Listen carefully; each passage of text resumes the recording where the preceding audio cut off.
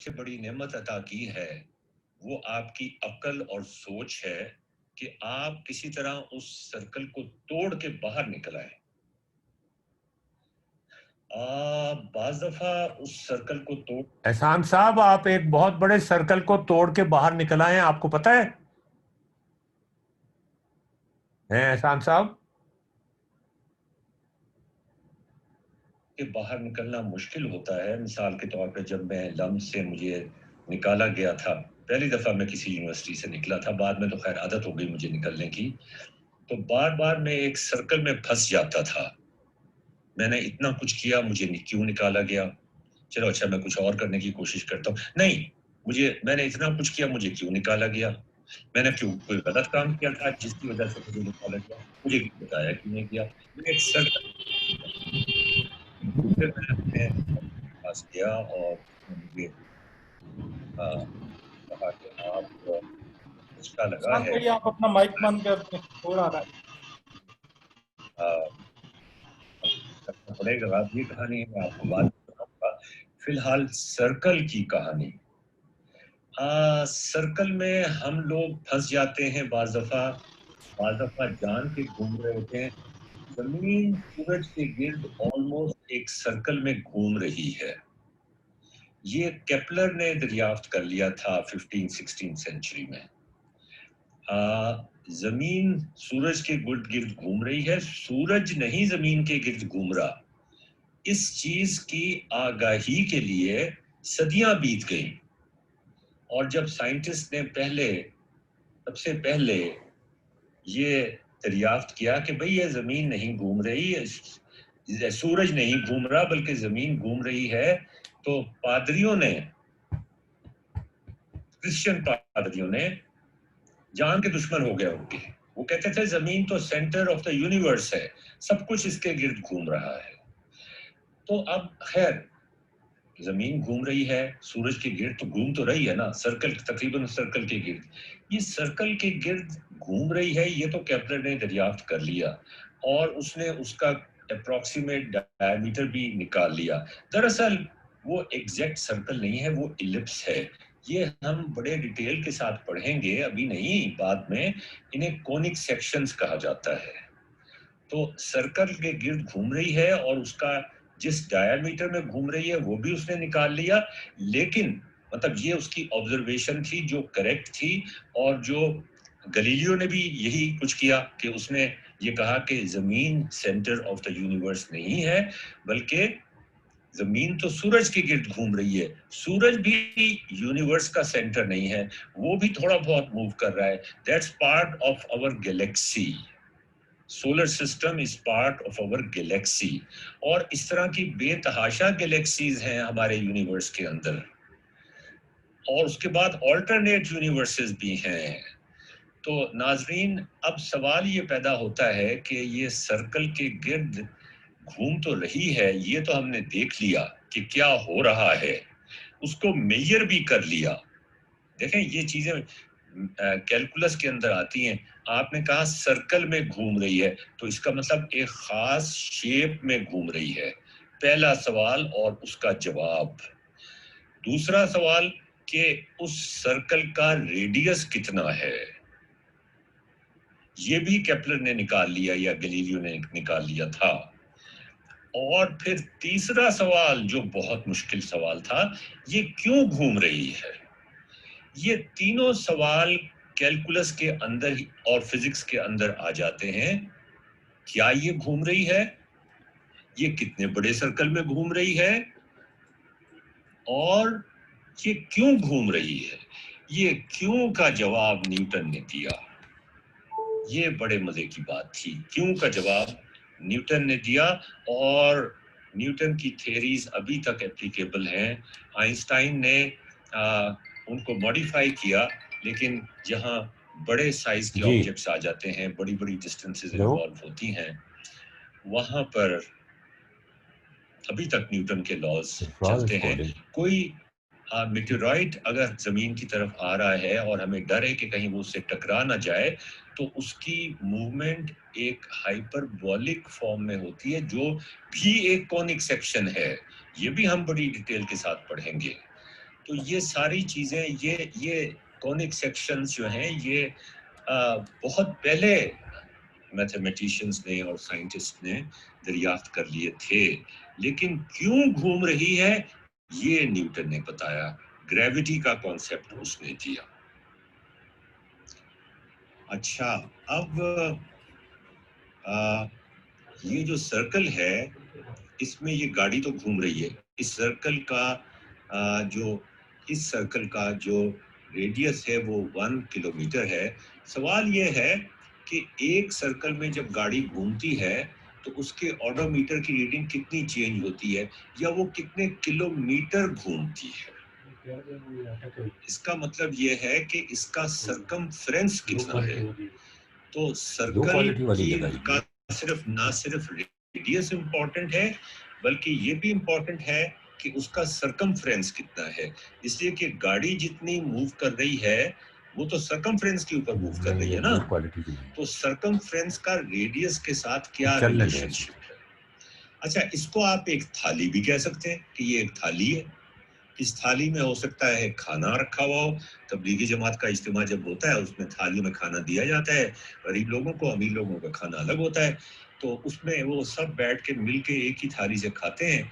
उस थाली में कितना खाना आ सकता है वो इसके एरिया पे डिपेंड करता है, एरिया ऑफ ए सर्कल। तो अब आपने देखा कि एरिया ऑफ ए सर्कल कितनी इंपॉर्टेंट चीज है और सरकमफ्रेंस ऑफ ए सर्कल कितनी इंपॉर्टेंट चीज है। जमीन का घूमना जो है, कितने किलोमीटर वो घूम के वापस आती है, जिससे गर्मियां सर्दियां होती हैं, वो सरकमफ्रेंस वाली बात है। और थाली में कितने चावल हैं वो उसके एरिया पे डिपेंड करते हैं। ठीक है ना जी। तो अब हम आगे चलते हैं और आज हम सर्कल की कुछ प्रॉपर्टीज को दरियाफ्त करने की कोशिश करेंगे जो 300 बीसी में अर्शमीदस ने दरियाफ्त कर ली थी। नाज़रीन, ये बड़े मजे की बात है कि अर्शमीदस ने कितना कुछ कैलकुलस में कर लिया था क्राइस्ट के आने से पहले।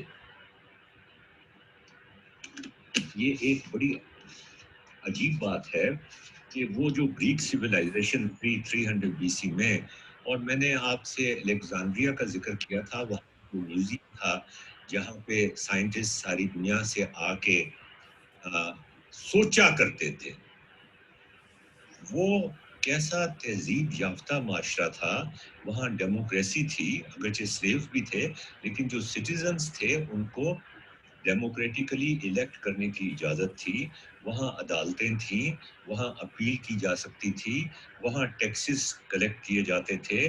वहाँ बच्चों को ये सिखाया जाता था म्यूज़ियम में भेजने से पहले कि अगर तुम जो सबसे इम्पोर्टेंट बात है वो क्रिटिकल थिंकिंग और लॉजिक है, सोच है, ये बताया जाता था।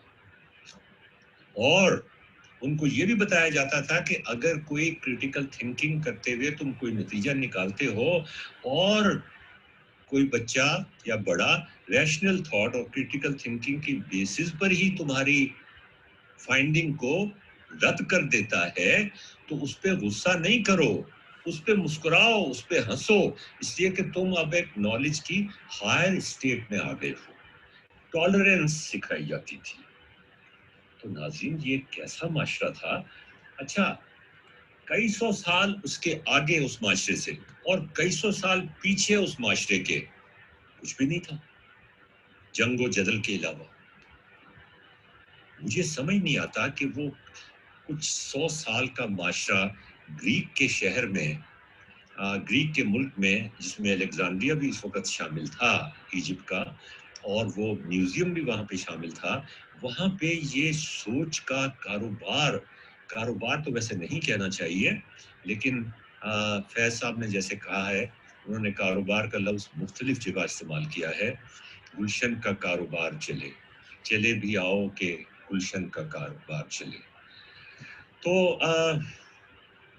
ये गर्दिश उस वक्त भी दरियाफ्त हो गई थी। परवीन शाकिर का एक बड़ा खूबसूरत शेर है और वो मैं पढ़ के सुनाता हूँ। सबसे नजर बचा के वो मुझको था ऐसे देखता, सबसे नजर बचा के वो मुझको था ऐसे देखता, एक दफा तो रुक गई गर्दिशे माहो साल भी। ये जो गर्दिश है, ये जो चक्कर लगाना है, एक दफा तो रुक गई गर्दिशे माहो साल भी। सबसे नजर बचा के वो मुझको था ऐसे देखता। तो ये जो गर्दिश है सर्कल के अंदर, ये जो सर्कल है, इसका रेडियस कितना है, इसका डायमीटर उसका दुगना होता है रेडियस का, लेकिन इसका सरकमफ्रेंस कितना है और इसका एरिया कितना है, ये आर्शिमीदेस ने 300 बीसी पे निकाल लिया था, एक ऐसे माशरे में जो बड़ा आइडियल माशरा था। मुझे नहीं पता इसके बाद अल्लाह मियां ने क्राइस्ट को क्यों भेजा, वो तो ऐसा माशरा उन लोगों ने क्रिएट कर लिया था भाई, कि वो तो फिर हम सोच भी नहीं सकते उस कि इस तरह का माशरा हम क्रिएट कर सकते हैं। तो नाजरीन, अल्लाह की हिकमत होती है, उससे तो हम आर्ग्यू नहीं कर सकते, कोई होगी हिकमत। अच्छा खैर, तो अब वो एरिया की हम बात कर रहे हैं, area of a circle and circumference of a circle. गाड़ी कितना किलोमीटर चलती है एक चक्कर में, 2 चक्करों में, 3 चक्करों में, 4 चक्करों में। तो नाजरीन अब हम चले जाते हैं, ओके, हम चले जाते हैं एक और उसके ऊपर। ये आपकी टेम्पलेट है जियोजेब्रा की, और इस जियोजेब्रा की टेम्पलेट में हम एक सर्कल ड्रॉ करने की कोशिश करते हैं। ये देखें, हम एक सर्कल ड्रॉ करने की कोशिश कर रहे हैं जियोजेब्रा की टेम्पलेट के अंदर, और ये सर्कल ड्रॉ करने का बड़ा सिंपल तरीका है। देखें, ड्रैग सर ये एंड बहुत वीडियो में लैग आ रहा है, सर वीडियो में बहुत लैग आ रहा है। पॉइंट, अच्छा, फिर मुझे रोकना पड़ेगा इसको। पॉइंट। सर रोक ले सर, बिल्कुल भी नहीं आ रहा सर, ये बड़ी इंपॉर्टेंट चीजें हैं, मेरे ख्याल में ये मिस नहीं होता। ओके ओके, मैं रोक देता हूँ। मैं आपको दोबारा से स्क्रीन शेयर करता हूँ। स्टॉप शेयर करना पड़ेगा ना मुझे पहले, जी जी स्टॉप कर दीजिए, स्टॉप कर दीजिए।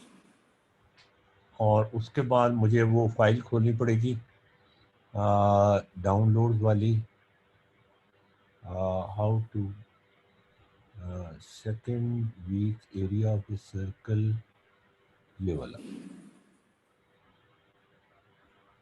ये वाली फाइल खोलनी पड़ेगी। और उसके बाद वो वाली फाइल तो बंद हो गई ना, फिर वो भी चल रही है दीदी।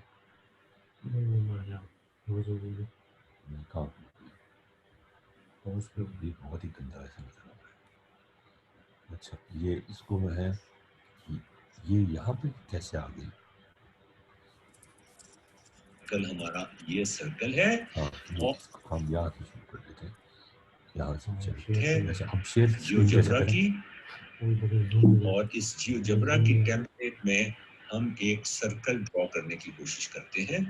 ये देखें, हम एक सर्कल ड्रॉ करने की कोशिश कर रहे हैं अब जियोजेब्रा ठीक है की जी। टेम्पलेट के अंदर, और ये सर्कल ड्रॉ करने का बड़ा सिंपल तरीका है। देखें, drag and drop circle with centre and point, centre through point, centre बताएं और पॉइंट बताएं। ये देखें सर्कल कैसे बनाए, कैसे मजे से सर्कल बनाए, इसमें कोई आपको मसला नहीं हुआ। जब भी तो बच्चे खेलते हैं जियोजेब्रा से। अच्छा, मजे की बात यह है कि आप जैसे लर्नेड लोगों के लिए यहाँ इक्वेशन ऑफ द सर्कल भी आ गई होगी। ये देखिए, ये आ गई होगी, ये एक और सर्कल बन गया। यहाँ पर मैं सर्कल की उसमें हूँ ना, असल में सर्कल के मोड में हूँ, मुझे इससे निकलना पड़ेगा बाहर। ये सर्कल है जो हमने बनाया है। असल में हम दूसरा सर्कल बनाना चाहते हैं, इसको तो मैं खत्म कर दूं, ये मैं डिलीट कर दूं, फार्म के ये नए पॉइंट्स यहाँ पे क्यों आ गए। मुझे हमेशा कर्सर पे चले जाना चाहिए था। ये देखें जी, ये सर्कल हमारा, ये सर्कल है, और ये उसकी इक्वेशन है। ये देखें, जब मैं इसको बंद कर देता हूँ, ये देखें, इसका डायामीटर 2 है, ये आप यहाँ से देख सकते हैं। इसका रेडियस 1 है, इसकी इक्वेशन है x² + y² = 1। अब अगर हम कोई पॉइंट इसके ऊपर लगाते हैं, जैसे ये पॉइंट हमने यहाँ पे लगाया, तो अब ये पॉइंट जो है इस सर्कल को, जब मैं इस पॉइंट को मूव करता हूं इस सर्कल में, तो इसके x और y पार्ट्स मूव होते हैं। ये देखें जी, ये मैं आपको यहां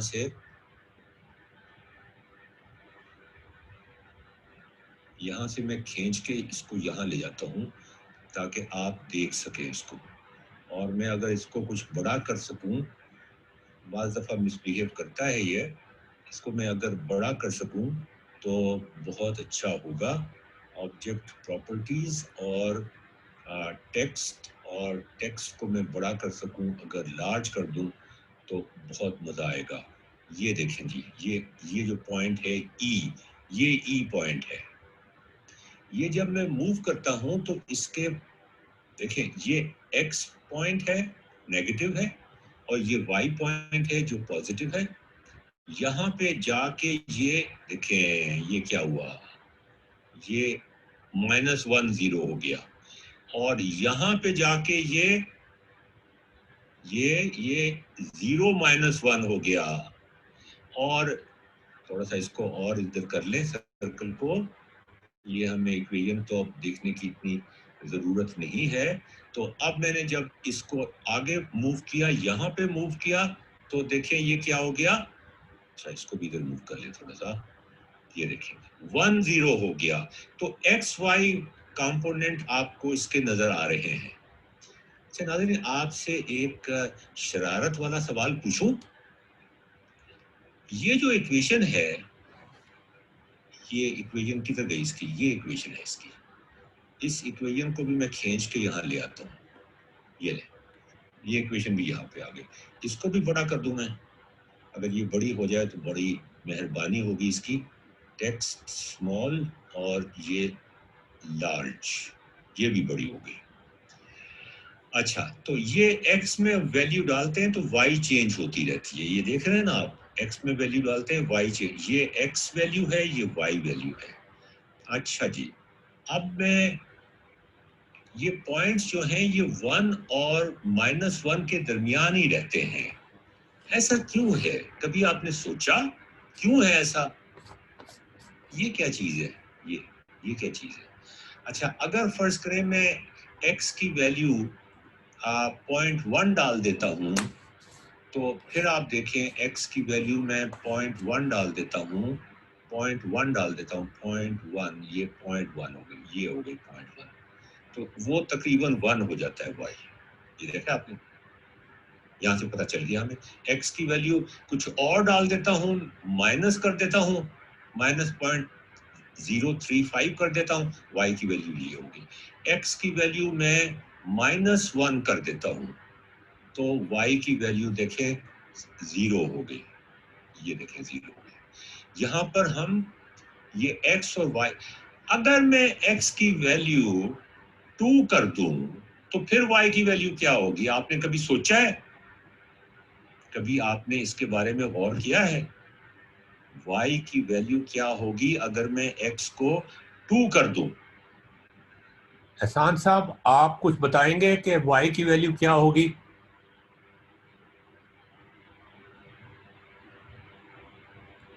अली मुख्तार, आप बताएंगे कि y की वैल्यू क्या होगी?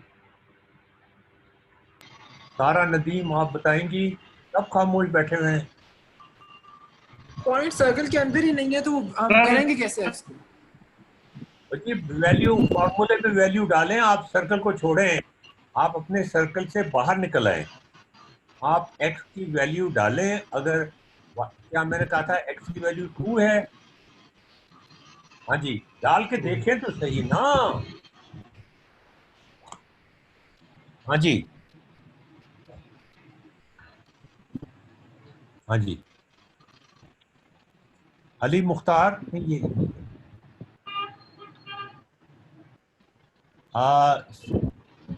उमर इकबाल भट्टी साहब,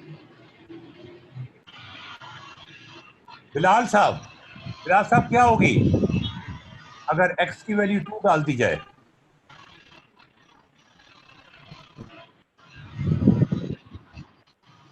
मतलब आपने, सारा नदीम ने जवाब दिया था कि हमें नहीं डालनी चाहिए, मतलब डालेंगे तो कोई गुनाह हो जाएगा। हैं जी, ये सारा कुछ हम यहाँ गुनाह करने के लिए तो बैठे हैं जी। सर हम इसी इक्वेशन में x हाँ की डाल वैल्यू दीजिए। को 2 हाँ जी, तो तो सर -3 हो जाएगा फिर। क्या 3 हो जाएगा? -3? हाँ नहीं सर, y का स्क्वायर -3 होना चाहिए नहीं, क्या होगा क्या? सर। इसी में सर अगर आप x की वैल्यू 2 कर दे तो 2 का स्क्वायर 4 आ जाएगा और इक्वेशन में फाइनल हमारे पास 1 आना चाहिए, लेकिन ये y का स्क्वायर जो है उसका टोटल 4 होना चाहिए, -3 होना हाँ जी, चाहिए। हाँ तो कोई बात नहीं, हो जाए। आगे चले ना, मतलब कोई ऐसा कोई गुनाह तो नहीं कर दिया ना हमने? आगे चले ना, आगे नहीं चले। सर, होना नहीं है। हाँ देखे ना, हम यही तो करना चाहते हैं जो आप पहले नहीं कर चुके, नहीं कर सके, जिसको आप पहले गुनाह समझते थे, वही गुनाह हम दोबारा, वही गुनाह अब हम करना चाहते हैं। पहले आपको बताया जाता था ये गुनाह है कि एक्स की वैल्यू 2 नहीं डालनी भाई, भाई 2 नहीं डालनी, बड़ी गड़बड़ हो जाएगी। कोई गड़बड़ नहीं हो जाती, डाल के तो देखे ना ताहिर साहब। नहीं सर, गुना नहीं है बस। जी जी ताहिर सर, साहब, डाल सकते हैं, कोई भी वैल्यू डाल सकते तो फिर वाई की वैल्यू क्या निकलेगी?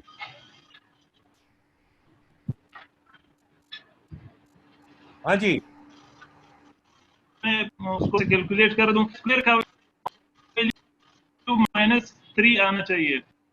हाँ जी, तो बस ठीक है, फिर वाई की वैल्यू निकाल दें।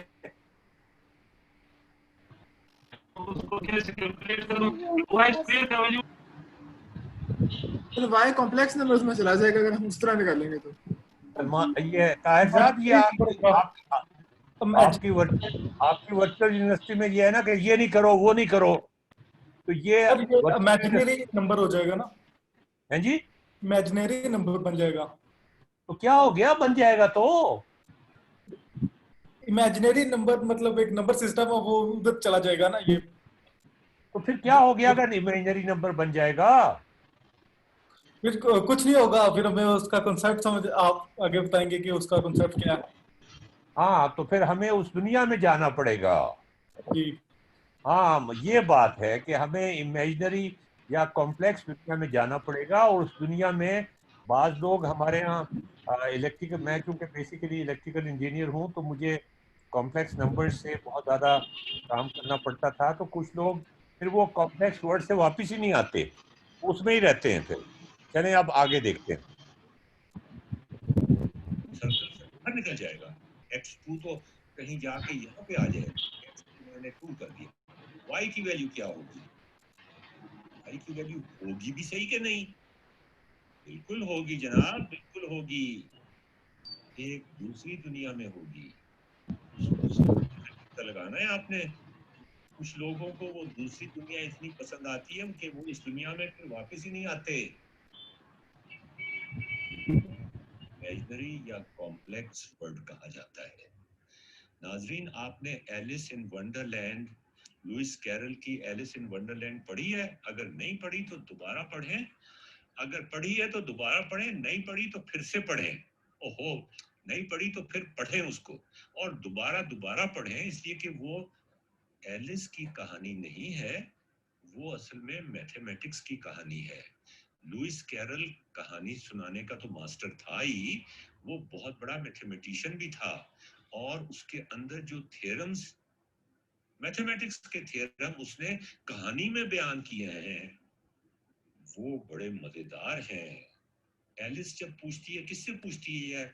फरजाना को शायद पता होगा, इसने पढ़ा होगा एलिस को, या सादिक साहब को पता होगा, या तारिक को पता, सरफराज को पता होगा, अमान को पता होगा, लेकिन किसको पता होगा?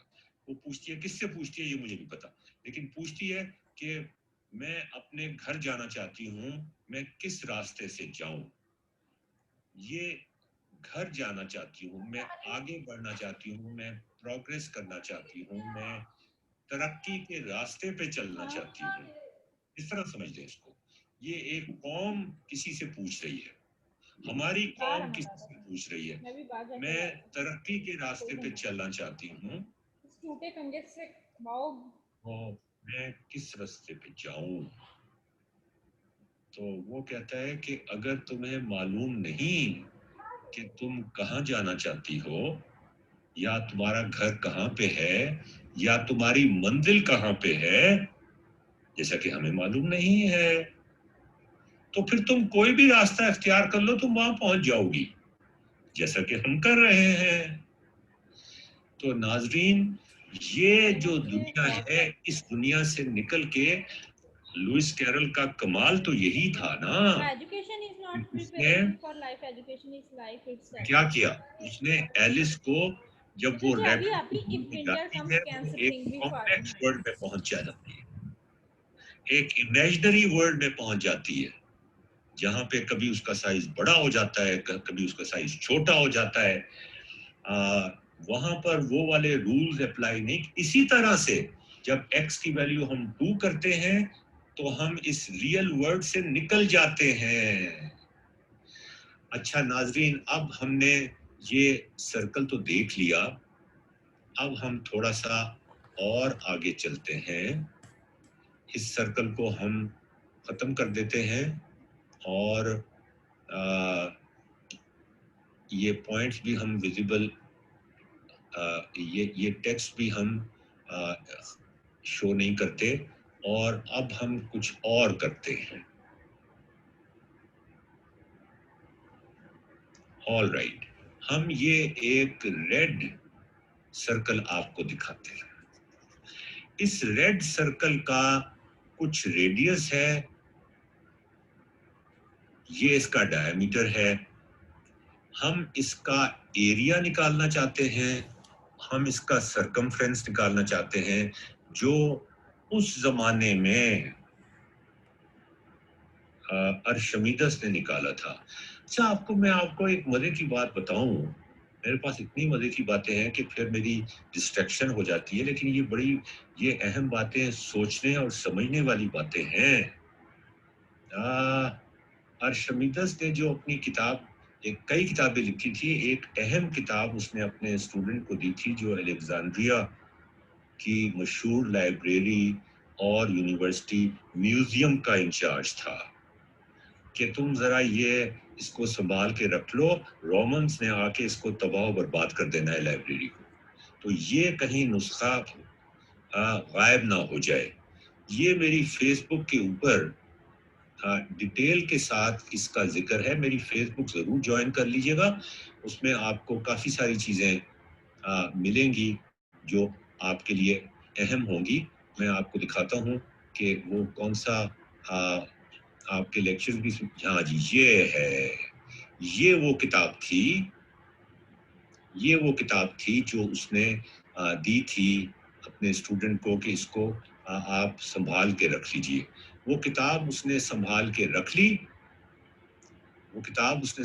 रख ली, और उसके बाद फिर क्या हुआ कि रोमन्स ने हमला किया शहर पर, तो कुछ अरसे तो अर्शमीदस अपने जो उसने गैजेट्स बनाए हुए थे अजीबो गरीब मैजिकल, उनसे दिफा करता रहा, लेकिन एक दफा तो ये हुआ कि रोमन्स जो थे वो काबिज हो गए सिसिली पर, और जो जनरल था उसको पता था कि अर्शमीदस बहुत काबिल आदमी है, उसने अपने फौजियों को कहा कि उसको बड़ी बाइज्जत तरीके से लेकर आओ। अर्शमीदस उस वक्त अपनी प्रकार के जरिए से कोई ज्योमेट्री का थ्योरम निकालने की कोशिश कर रहा था, कोई नई नॉलेज बना रहा था, और वो बड़ी क्रिटिकल स्टेज पे था। उसने कहा रुक जाओ, मैं एक चीज सोच रहा हूँ, अभी ठहर जाओ। अब उन्होंने तो नहीं ठहरना था ना जी, फौजी थे वो, तो फौजियों का तो दिमाग नहीं होता। उन्होंने कहा चलो, उसने हाथापाई में वो प्रकार ही उसके पेट में घोंप दी, तो वो फौजी ने ये किया कि उसका सर कलम कर दिया, जिसपे वो जनरल जो था, जो दुश्मन था अर्शमीदस का, उसने उसको बड़ी सख्त सजा दी, मतलब मौत की सजा दी, और अर्शमीदस का मकबरा तामीर किया। अच्छा, तो मैं इस किताब का जिक्र कर रहा था कि ये किताब जो थी वो उसने अपने स्टूडेंट से कहा अलेक्जेंड्रिया में कि मौलाना साहब, आपके लिए बड़ी मजेदार चीज है ये, आप जरा गौर से सुनिए कि ये तुम संभाल के, उसने संभाल के रख ली। अच्छा, वो अब रखी रही, उसके बाद फिर ये तो 300 BC की बात है ना, फिर क्रिश्चियनिटी आ गई। क्रिश्चियनिटी के कुछ 100 साल के बाद जो कुछ उसके प्रीस्ट वगैरह थे, उन्होंने सोचा कि ये अलेक्जेंड्रिया की लाइब्रेरी में ये जो मैथमेटिक्स की किताबें पड़ी हुई हैं, ये तो फजूल किताबें हैं, आपको बहुत सारे फतवे मिल जाएंगे, मुसलमानों के नहीं, ईसाइयों के भी, कि ये logic, rational thinking, critical thinking, mathematics, geometry, ये पढ़ना जो है ये शैतानी काम है। तो वो भी यही समझते थे। तो उन्होंने सोचा कि या तो हम इसको आग लगा दें। फिर किसी अक्लमंद आदमी ने कहा, एहसान साहब आपका क्या ख्याल है? सर मैं तो पहले लेक्चर में क्लियर किया था कि मैं लॉजिकल रीजनिंग और क्रिटिकल थिंकिंग में बिलीव करता हूँ, इतना ज्यादा रिलीजियस नहीं बनना चाहता। अच्छा, तो आप देखिएगा, इन्होंने ये किया कि अर्शमीदस की किताब के ऊपर वो जो कुछ उसने लिखा हुआ था उसको मिटा के बाइबल उसके ऊपर लिखनी शुरू कर दी। तो ये आप देखें क्या मजेदार काम किया उन्होंने। सुने दर कागज है, इसमें कागज बड़ा महंगा होता है, तो मैंने में कागज होता था, प्रेस तो था नहीं, तो ऐसा करते हैं कि इसमें जो कुछ मैथमेटिक्स, ये हिना हनीफ उस्मान ने हमें ज्वाइन किया है। हिना जरा अपना तारुफ करा दें। हिना हिना, चलो जी, वो गायब ही हो गई। हुआ है। और मैं उस किताब की बात कर रहा हूँ जो अर्शमीदस ने बनाई थी। हम उस किताब को सब किताबों के साथ, बहुत सारी किताबों के साथ किया होगा, अर्शमीदस की किताब के साथ भी यही किया कि हम ये करते हैं कि इस किताब को और बाकी और किताबों के साथ भी, कि मिटा के, पेंसिल से लिखता था वो, तो मिटाया जा सकता है, इतना भी ना मिटाएं कि कागज फट जाए, और उसके बाद उसके ऊपर स्याही से लिख दे। तो उन्होंने उसके ऊपर स्याही से लिखना शुरू कर दिया मिटा के, लेकिन जो पीछे लिखा हुआ था वो पूरी तरह मिट नहीं सका। 1906 में एक साइंटिस्ट ने, अब मैं आपको दिखाता हूँ कि वो साइंटिस्ट जो था,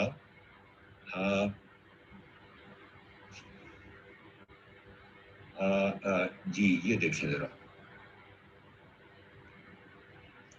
ये है 1906 में, ये देखिए जी, 1906 में जोहन हाइबर्ग को वो किताब मिल गई अर्शमीदस की, और उसमें उसने देखा कि कुछ मजहबी लोगों ने उसको इरेज करके उस पे दुआएं लिखने की कोशिश की थी, मजहबी दुआएं लिखने की कोशिश की थी, बाइबल से लेके जो दुआएं थी वो लिखने की कोशिश की थी। क्या वैसे अजीब बात है। एहसान साहब, दुआओं से काम नहीं चलता क्या?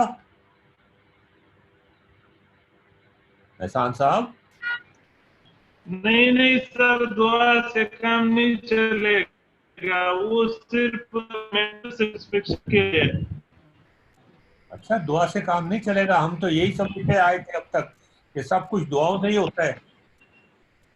नहीं सर, इस तरह नहीं होएगा। आप अपना काम पूरा कर दो, उसके बाद अपने दिमाग की सुकून के लिए अगर दुआ कर सकते तो कर लो, कोई मुश्किल नहीं।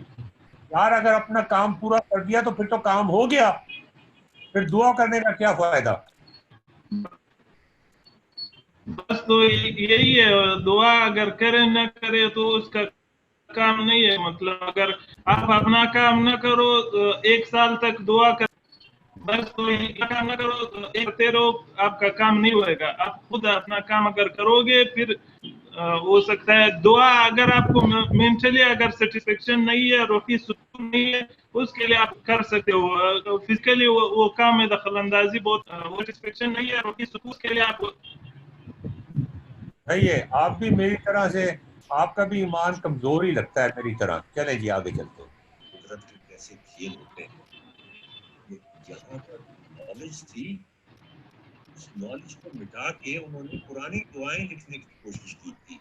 वो नॉलेज तो बहुत पावरफुल थी। उस प्रोग्राम इस तमाम कहानी के ऊपर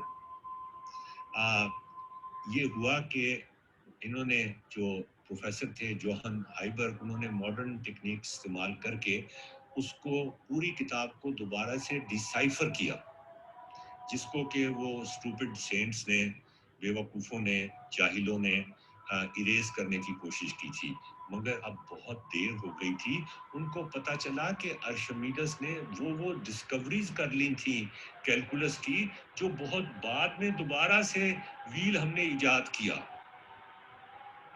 तो ह्यूमन सिविलाइजेशन कितने 100 साल पीछे चली गई बिकॉज ऑफ क्रिश्चियनिटी। अब आप देखें कितने 100 साल हमने खो दिए। हाँ, एक टीवी प्रोग्राम आया था 2003 में, नोवा प्रोग्राम को कहते हैं। वो ये कहता है कि अगर ये किताब पहले डिस्कवर हो जाती तो इस वक्त दुनिया की तारीख मुख्तलिफ होती, एक नई दुनिया में हम रह रहे होते। क्या पता हम मार्स पे चले गए होते, क्या पता हम किसी और गैलेक्सी पे चले गए होते। ये कैसा बड़ा सानेहा था कि हमने उस किताब को इरेज करने की कोशिश की और उस पे होली स्क्रिप्ट्स लिखने की कोशिश की। कितना बड़ा सानेहा था। हाँ, आप सोच भी नहीं सकते कि हम क्या कुछ एकम्प्लिश कर लेते अगर वो किताब खुद न होती। ये जो नया करिकुलम बन रहा है आजकल, हमारी प्रेजेंट गवर्नमेंट बना रही है, ये उसी हाफ मैड सेंट की तरह बिहेव कर रही है जो हमको पास्ट में बहुत पीछे ले जाएगा। खैर, ये बातें छोड़ें, ये तो रोने चलते ही रहते हैं हमारे। वापस आ जाता हूँ इस सर्कल के ऊपर, और इस सर्कल का हम एरिया और सरकमफ्रेंस निकालना चाहते हैं। अच्छा नाजरीन, अब आप जरा गौर से देखिए, कुछ एक्टिविटीज हम करेंगे और उन एक्टिविटीज की बेसिस पर हम अच्छा, मैं आपको यहाँ ये बता दूं कि हम इसको कन्वेंशनल टेक्स्ट बुक के हिसाब से नहीं निकालेंगे। हम इसको इस तरह से निकालेंगे कि एक छठी जमात का बच्चा भी निकाल सके इसको। हम इंट्यूटिवली निकालेंगे, हम इसको इस तरीके से निकालेंगे कि आपको उसमें एक खूबसूरती नजर आएगी। इंटीग्रेशन जो हम अजीबो गरीब किस्म की करते थे, जो समझ ही नहीं आती थी कि क्या चीज है, क्या कर रहे हैं, क्या नहीं कर रहे, वो नहीं करेंगे हम। जिस तरीके से आर्शिमीडेस ने निकाला था वो बड़ा खूबसूरत तरीका था, उस तरीके से निकालने की कोशिश करेंगे। एक्टिविटीज की बेसिस पर हम बहुत कुछ अचीव करने की कोशिश करेंगे। ये आप देखिए जरा, ये एक पॉलीगॉन है जिसके ऊपर ये एक पॉलीगॉन है जिसके अंदर एक सर्कल बंद है। अच्छा, ये पॉलीगॉन जो है इसका एरिया को हम बड़ी आसानी से निकाल सकते हैं कि नहीं निकाल सकते? बताएं, सच बताएं। इसका एरिया ताहिर साहब आप आसानी से निकाल सकते हैं। पहले कभी निकाला है आपने कि नहीं पॉलीगॉन का? इसका निकाल सकते हैं आसानी से। आसानी से निकाल सकते हैं? अच्छा बताएं जरा।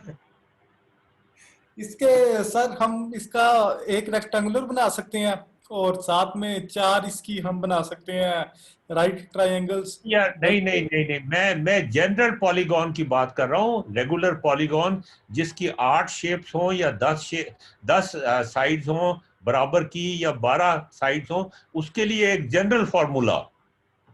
ठीक है, इसकी हम ट्रायंगल्स बना सकते हैं, इसकी हम 8 ट्रायंगल्स बना सकते हैं, 10 की 10 बना सकते हैं। अच्छा खैर, आप लगता है आप तो बड़ी चीज है, तो हम ये आप एहसानुल्लाह, आप कौन साहब हैं जी? अच्छा खैर, ये अभी तो हम इस वक्त एज्यूम कर लेते हैं, फिर मैं आपको ये जनरल फार्मूला डिराइव भी करके दिखाऊंगा, लेकिन इस तरह से कि आपका इंटरेस्ट भी बरकरार रहे और ये गेमिफाई भी हो जाए। इस वक्त एज्यूम कर लें कि हम निकाल सकते हैं। देखिए ये एक ट्रायंगल है, हम एक्टिविटी भी करवाएंगे आपसे। ये एक ट्रायंगल है, ये दूसरी ट्रायंगल है, ये तीसरी, ये तीनों एक जैसी ट्रायंगल्स हैं। इनका एरिया निकाल सकते हैं आप कि नहीं निकाल सकते? बताएं कितना आसान तरीके से आप इनका एरिया निकाल सकते हैं। ठीक है ना? इनका एरिया सर ये इधर हमें ट्रायंगल नजर नहीं आई। सारे ट्रायंगल्स को मिला जी ट्रायंगल आपको नजर नहीं आई? मैं आपको ट्रायंगल बना के दिखा दूंगा थोड़ी देर के बाद। फिलहाल देखें ये पॉइंट है, मैं बंद कर देता हूं इसको। ये देखें, एक पॉइंट ये ले लें, एक पॉइंट ये ले लें और एक सेंटर ले लें। सेंटर का पॉइंट हमेशा सेंटर पे ही रहेगा। बाकी जो ये जो स्ट्रेट लाइंस हैं, इनकी जो एजेस हैं स्ट्रेट लाइन की, इनके जो पॉइंट्स हैं स्ट्रेट लाइन के, उनसे एक ट्रायंगल बनती है, ये एक और ट्रायंगल बनती है, और ये सब ट्रायंगल्स एक जैसी हैं। ये सिर्फ हेक्सागोन में हो सकता है। ये बड़ी मजेदार बात है जिसको हम बहुत डिटेल में डिस्कस करेंगे। अभी मैं आपको देखें, मेरी पेडागोजी ये होगी कि हम पहले हम जंगल को देखेंगे ऊपर हवाई जहाज से, उसके बाद हवाई जहाज से जंगल को देखने के बाद हम नीचे आ जाएंगे और हम जंगल के अंदर दरख्तों को देखेंगे, फिर दोबारा ऊपर चले जाएंगे, फिर जंगल को देखेंगे, फिर नीचे आ जाएंगे, फिर दरख्तों को देखेंगे। तो हम एक बड़ी पिक्चर भी देखेंगे और एक छोटी पिक्चर भी देखेंगे। हमारी जो पेडागोजी में जो खामियां हैं वो ये हैं कि या तो हम माइक्रोस्कोपिकली देखते हैं, सिर्फ माइक्रोस्कोपिकली, या मैक्रोस्कोपिकली देखते हैं। We keep on moving microscopically and macroscopically. तो कुछ एजम्पशंस हमें करनी पड़ रही हैं कि इसका एरिया हम पॉलीगॉन का एरिया या पॉलीगॉन का जो पेरीमीटर है वो हम निकाल सकते हैं। अगर वो निकाल सकते हैं तो फिर क्या सर्कल का एरिया और उसका सर्कमफ्रेंस निकाल सकते हैं कि नहीं? आप यकीन रखिए कि इस लेक्चर के बाद हम यकीनन वो उस चैलेंज के ऊपर भी आएंगे कि किसी भी पॉलीगॉन, रेगुलर पॉलीगॉन का एरिया और पेरीमीटर हम कितनी आसानी के साथ और कितने मजेदार तरीके से निकाल सकते हैं। तो इस वक्त थोड़ी देर के लिए मेरी बात को मान लीजिए कि हम फर्ज करें कि इसका पॉलीगॉन का ये जो कितने साइड की है, 1 2 3 4 5 6 साइड की है। 6 साइड की ये जो पॉलीगॉन है, हेक्सागोन कहेंगे इसको, इसका एरिया हम निकाल सकते हैं, हेक्सागोन का भी, पेंटागोन का भी, अगर 10 साइड हो उसका भी, और पेरीमीटर भी। तो फिर हम सर्कल का एरिया कैसे निकाल सकते हैं? ये एक बड़ा मशहूर तरीका है मैथमेटिक्स में किसी प्रॉब्लम को अटैक करने का, कि बजाय इसके कि आप सर्कल पे कंसंट्रेट करें, आप उससे मिलती जुलती चीज पे कंसंट्रेट करें। वो मिलती जुलती चीज ऐसी होनी चाहिए जिसका एरिया या जिसका पेरीमीटर या जिसकी और कोई प्रॉपर्टीज आपको पहले से जिनका इल्म हो, और वहां से नॉलेज एक्सटेंड करना शुरू करें। This is a very powerful technique in physics, in mathematics, in chemistry, in every science, कि आप एक नया प्रॉब्लम सॉल्व जब करने लगते हैं तो आप सोचते हैं कि इससे कोई मिलता जुलता प्रॉब्लम आपने पहले कभी देखा था, सोचा था, सॉल्व किया था। अगर किया था तो वो तो प्रॉब्लम सॉल्व कर लिया था, अब आप देखेंगे कि फर्क कितना है और सिमिलैरिटी कितनी है। उसी हिसाब से आप, बिल्कुल ऐसी बात है कि आप अगर फर्ज करें रिक्शा चलाते हैं और आपको कार में बिठा दिया जाए, तो आप थोड़ा बहुत आगे पीछे करके मेरे ख्याल में कार भी चला लेंगे। और अगर आप कार चला लेंगे तो उसके बाद आपको BMW दे दी जाए या मर्सिडीज दे दी जाए ऑटोमेटिक, तो वो भी चला लेंगे। लेकिन अगर आप कार चलाना जानते हैं और आपको हेलीकॉप्टर में बिठा दिया जाए, फिर जरा मुश्किल होगी, इसलिए कि that will be too different a thing. Fly करना बहुत ही जरा मतलब गलत बात है। इंसान को अल्लाह मियां ने फ्लाई करने के लिए थोड़ी बनाया था, हमने ऐसे ही हवा में उड़ना शुरू कर दिया, पता नहीं कहां कहां उड़ के पहुंच जाते हैं। तो मतलब कहने का यह है कि पहले आपने एक नया प्रॉब्लम सॉल्विंग इस सब्जेक्ट का नंबर 1 प्रायोरिटी है। प्रॉब्लम सॉल्विंग का मतलब यह है कि आपको सोचना पड़ेगा। कोई टेक्स्ट बुक प्रॉब्लम हम डिस्कस नहीं कर रहे होंगे, हम ऐसे प्रॉब्लम डिस्कस कर रहे होंगे जो नए होंगे, जो टेक्स्ट बुक के नहीं होंगे। उसके लिए आपको क्या करना होगा कि आपको उन प्रॉब्लम्स को जहन में लाना होगा जो उनसे मिलते जुलते हैं, और फिर आपको अपने आप को एडजस्ट करना होगा। चलें जी, आगे चलते हैं। मैं आपको अर्शमीदेस का तरीका बता रहा हूँ जनाब, जो 300 BC से पहले उसने दरियाफ्त किया था तरीका। यहाँ पर बड़े मजेदार कैलकुलस के कॉन्सेप्ट भी आ जाते हैं।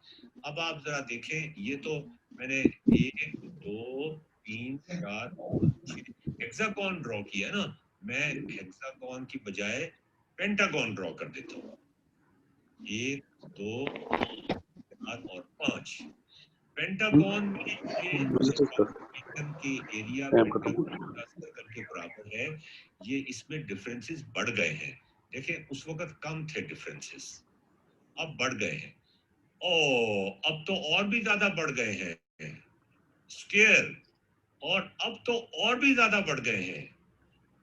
अच्छा अब जरा देखें कैसी मजे की बात है। अब हम वापस चलते हैं, ये देखें ये हेक्सागोन आ गई। अब ये देखें, ये जो डिफरेंसेस हैं, आपको पता है पॉलीगॉन का एरिया निकालना बहुत आसान काम है। ये हम आपसे, जब मैं ये लेक्चर आपको डिलीवर करवाऊंगा, मैं एज एन एक्सरसाइज आपसे करवाऊंगा। मैं आपको हर चीज नहीं बताना चाहता, बल्कि मैं आपको कोई चीज भी नहीं बताना चाहता, आप खुद से करेंगे। अगर मैंने बता दी तो फिर तो आप रट्टा लगा लेंगे कि ये ट्रायंगल्स का एरिया निकाल के हम इस पॉलीगॉन का एरिया कैसे निकालते हैं। ये देखें, ये जो डिफरेंस है ये कम हो गया है, और बढ़ाएं जरा इसको, और कम हो गया, और कम हो गया, और कम हो गया, और कम हो गया, और कम हो गया, और कम हो गया, और कम हो गया, और कम हो गया। अब तो डिफरेंस तकरीबन ना होने के बराबर है। आप इसको बड़ा करके अगर देखें यहां से, तो अब आपको शायद डिफरेंस नजर आए। ये देखें, तो और ज्यादा बड़ा कर दें, और बड़ा कर दें, कोई बात नहीं, मुझे तो, हमें तो फर्क नहीं पड़ता, इसको और बड़ा कर दें। तो क्या मसला हो गया, ये छोटा क्यों नहीं हो रहा? हाँ जी, ये छोटा हो गया। ऑलराइट, इसको आप जितना मर्जी कर दें, आपकी मर्जी है जनाब। यहाँ मैं 28 कर देता हूँ, इसको 28 कर देता हूँ। तो आप देखिए इसका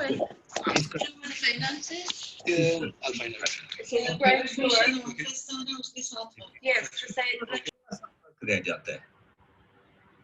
चल भी यार, चलता क्यों नहीं है, अटक जाता है। अच्छा, आपने नाजरीन ये देखा, और यहाँ सादिक साहब बैठे हुए हैं, मैं उनसे भी पूछना चाहूंगा। देखिए कुछ चीजों का मैं आपको झलकी दिखाऊंगा, और एक्चुअली उनका जवाब अभी नहीं दूंगा, और अभी आपसे डिस्कशन भी डिटेल में नहीं करूंगा, इसलिए कि कुछ चीजें होती हैं झलकियां दिखाने के लिए, कि आपको जादू दिखा दिया और आपका इंटरेस्ट और एक्साइटमेंट लेवल ऊपर गया। ये जो पॉलीगॉन में ये n को चेंज करके मैं रेगुलर पॉलीगॉन बना रहा हूं, तो ये मैं कैसे बना रहा हूं? सादिक साहब आप बहुत बड़े मैथमेटिशियन हैं, सरफराज साहब आप भी बहुत बड़े मैथमेटिशियन हैं, अमान साहब आप भी बहुत बड़े ताहिर भी बहुत बड़े, आप सभी बहुत बड़े मैथमेटिशियंस हैं। क्या आप एक सिंगल या एक या दो इक्वेशंस लिख सकते हैं? ये नहीं लिखना कि भाई इस इंटरवल में ये इक्वेशन है और इस इंटरवल में, इस तरह से नहीं लिखना। एक ही या दो इक्वेशन ही लिखनी है आपने, और वहां से ये किसी भी नंबर ऑफ साइड्स का रेगुलर पॉलीगॉन बन जाए। बिलाल साहब आपका क्या ख्याल है? बिलाल सारा नदीम,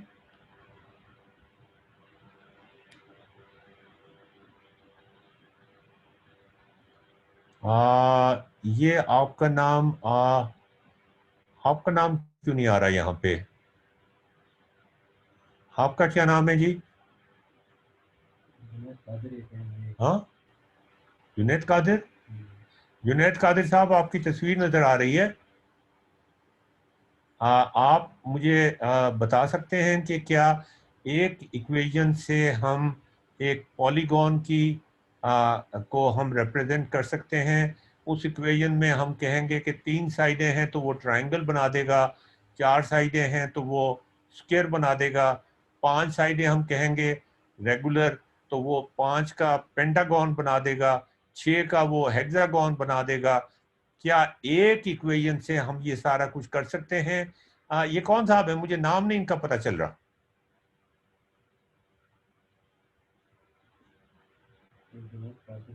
जुनैद कादिर। जुनैद कादिर का ने मैसेज किया कि अब्दुल्ला नाम है उनका। अब्दुल्ला साहब, आप बताएं जी। Have you seen an equation which can represent any n regular n polygon?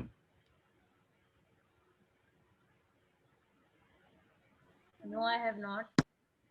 आप कौन कह रही हैं? आप सारा नदीम है?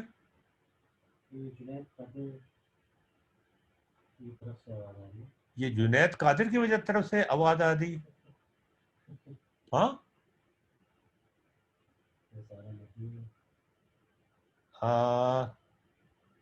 अच्छा। बिलाल साहब भी नहीं बोल रहे, सारा नदीम भी नहीं बोल रही, अली मुख्तार। नहीं सर, मैंने नहीं देखी आज तक। जी, मैंने नहीं देखी सर ऐसी कोई। अच्छा खैर, हम इस्तेमाल कर रहे हैं एक सिंगल इक्वेशन, वो भी हम बड़ी डिटेल के साथ डिस्कस करेंगे कि एक इक्वेशन कैसा बड़ा कमाल है कि एक इक्वेशन लिखने से हम कोई भी एन साइडेड पॉलीगॉन बना सकते हैं। किसी टेक्स्ट बुक में आपको नहीं मिलेगी, लेकिन ये मुझे समझ नहीं आता ये मजेदार चीजें टेक्स्ट बुक में शामिल क्यों नहीं करते। ये बहुत ही मजेदार चीज है। आगे चलते हैं। कर सकते हैं या नहीं कर सकते, ये देखें। ये बच्चों को तो बहुत ही खूबसूरत लगता है। ये हमारे जो पोते पोतियां वो तो इससे बहुत ही मजे देख देख के खुश होते रहते हैं इसको।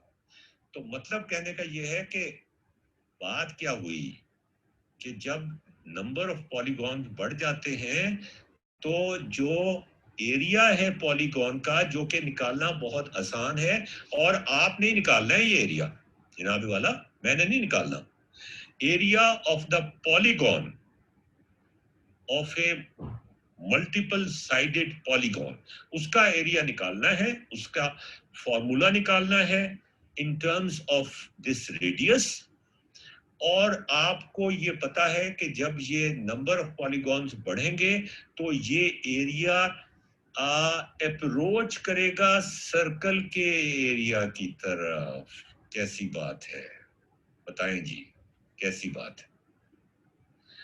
और जो सर्कमफ्रेंस है वो भी अप्रोच करेगा पॉलीगॉन का, जो पॉलीगॉन का जो ये क्या है, क्या कहते हैं इसको, ये लेंथ कहते हैं क्या, पेरीमीटर। हाँ, पेरीमीटर है वो इसके सर्कल के सर्कमफ्रेंस को अप्रोच करने की कोशिश करेगा। नाजरीन, ये आपने देखा है, ये अप्रोच करने की कोशिश करेगा।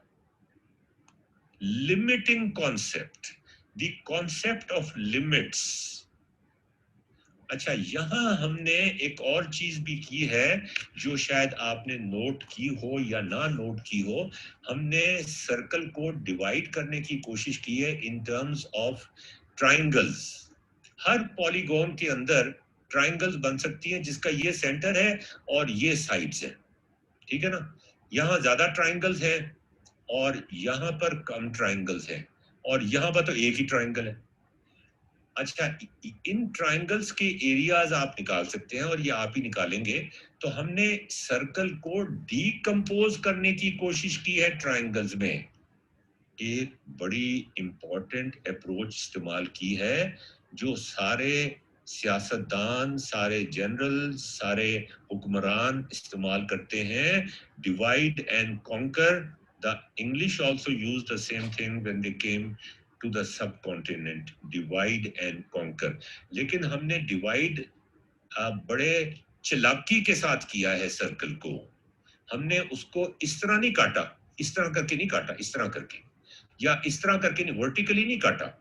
हमने उसको ट्रायंगल्स में काटा है. ट्रायंगल्स में काटने से उसका एक हमें बड़ा फायदा होता है कि हमें जो ट्रायंगल्स का एरिया है वो बड़ी आसानी से निकाल लेते हैं. अगर आपको पता है कन्वेंशनली कैसे किया जाता है? कन्वेंशनली इसको हॉरिजेंटल और वर्टिकल स्ट्रिप्स में काट के किया जाता है और बड़ा एक फजूल किस्म का लंबा चौड़ा इंटीग्रल सॉल्व करना पड़ता है. समझ कुछ भी नहीं आता और सॉल्व करना पड़ता है. यहाँ पर हमने आपके लिए आसानी पैदा कर दी है. एक चीज आपको दिखाऊं, बड़ी मजेदार है. ये देखें जरा, ये मेरा बनाया हुआ नहीं है, मैं आपको बता दूं, पहले से बता दूं, मेरा बनाया हुआ नहीं है. ये किसी और का बनाया हुआ है. ये जियोजेब्रा की खास बात यही तो है कि इसमें आपको बहुत सारी चीजें ऐसी मिल जाएंगी जो लोगों ने खुद से बना के डाली हुई हैं इसके ऊपर. ये पब्लिक डोमेन में जो सॉफ्टवेयर होती है उसका ये कमाल होता है. आप भी अपनी चीजें बना के डालें ना, आप भी तो थोड़ा बहुत सोचें, कोई नई चीज बना के डालें. ये देखें जरा, ये क्या चीज है? ये देखें, ये एक सर्कल को हमने 4 हिस्सों में डिवाइड किया और उन 4 हिस्सों को, ये भी बात असल में वही है यार, एक तरह से स्क्वायर में हमने किया. ये जो भी हम कर रहे थे ना, ये वही बात है. लेकिन यहाँ पर ये गोल दायरा आता है, देखा है आपने?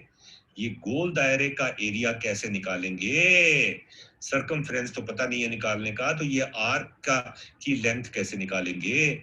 अच्छा, अब हम इसको बढ़ाते जाते हैं तो ये ट्रायंगल्स की तरफ अप्रोच करता जाता है. ये जो गुलाई है ये खत्म होती चली जाती है, ये स्ट्रेट लाइन बनने की तरफ टेंड करती है. देखा नाजरीन आपने? लिमिटिंग का कॉन्सेप्ट मैं डिफाइन नहीं करूंगा कोई चीज, मैं आपको महसूस कराने की कोशिश करूंगा. तो अब आप देखें, ये बढ़ती जा रही है, बढ़ती जा रही है, बढ़ती जा रही है, बढ़ती जा रही है. तो अगर हम ये देखें, इसमें ट्रायंगल सब्ज रंग की भी हैं और पीले रंग की भी हैं, और वो पीले रंग की और सब्ज रंग की ट्रायंगल्स मिला के ये एक रेक्टेंगल बन जाता है. कैसे मजे की बात है, ये एक रेक्टेंगल बन जाता है. इस रेक्टेंगल का एरिया इस सर्कल के एरिया के बराबर है. तो हमने डिवाइड एंड कॉन्कर किया. इसको देखें, हमने ट्रायंगल्स में डिवाइड कर दिया और उसके बाद जब ट्रायंगल्स में डिवाइड किया और उनको खोल के रख दिया, उनको खोल के रख दिया, तो फिर क्या हुआ कि सर्कल का एरिया रेक्टेंगल के एरिया या ट्रायंगल के एरिया के टर्म्स में हमें पता चल गया. एक मुश्किल सवाल को आसान सवालों में कन्वर्ट कर दिया, डिवाइड कर दिया उसको ऐसे पार्ट्स में जिनको हम अलग अलग फिरकों में डिवाइड कर दिया. सोसाइटी को लड़ते रहे, भिड़ते रहे आपस में, कोई बात नहीं, हमारा तो काम चल रहा है ना, हमारा दाना पानी लिखा हुआ है. ये आपस में लड़ते रहे, मजहब की बुनियाद पे लड़ें, कलर की बुनियाद पे लड़ें, किसी और बुनियाद पे गरीब अमीर लड़ें, लड़ते रहे आपस में. किसी तरीके से हम अपना काम चलाएंगे. ये देखें, डिवाइड एंड कॉन्कर, ये टेक्निक ना सिर्फ इंसान इस्तेमाल करते हैं, ये ना सिर्फ सासें इस्तेमाल करती हैं दो बहुओं को लड़ाने के लिए, ये टेक्निक सियासतदान इस्तेमाल करते हैं, ये जनरल इस्तेमाल करते हैं कि तो दुश्मनों को लड़ा दिया आपस में. जैसे शाह इस्माइल शहीद जो थे, उनको अंग्रेजों ने लड़वा दिया सिखों के साथ. सिख भी कमजोर हो गए और शाह इस्माइल भी शहीद हो गए, दोनों का काम तमाम हो गया. तो अब आप देखें कि डिवाइड एंड कॉन्कर यहाँ पर हमने कैसे लगाया है. ये डिवाइड एंड कॉन्कर बड़ी पावरफुल टेक्निक है कैलकुलस के अंदर. इसको इस्तेमाल करने की कोशिश करें. ये आपको कितना फायदा पहुंचाएगा आप सोच भी नहीं सकते। तो अब आप देखिए कि हमने आपको एक हिंट दिया है कि इस ट्रायंगल का, मैं आपको ये ट्रायंगल यहाँ से बना के दिखा देता हूँ, यहाँ से और यहाँ से और यहाँ से और यहाँ से, ये देखिए ये जो ट्रायंगल बनी है ये किधर है, किधर है, किधर है, किधर है, ये ट्रायंगल बनी है, ये जो ट्रायंगल बनी है इसको मैं ब्लैक कर देता हूँ कलर,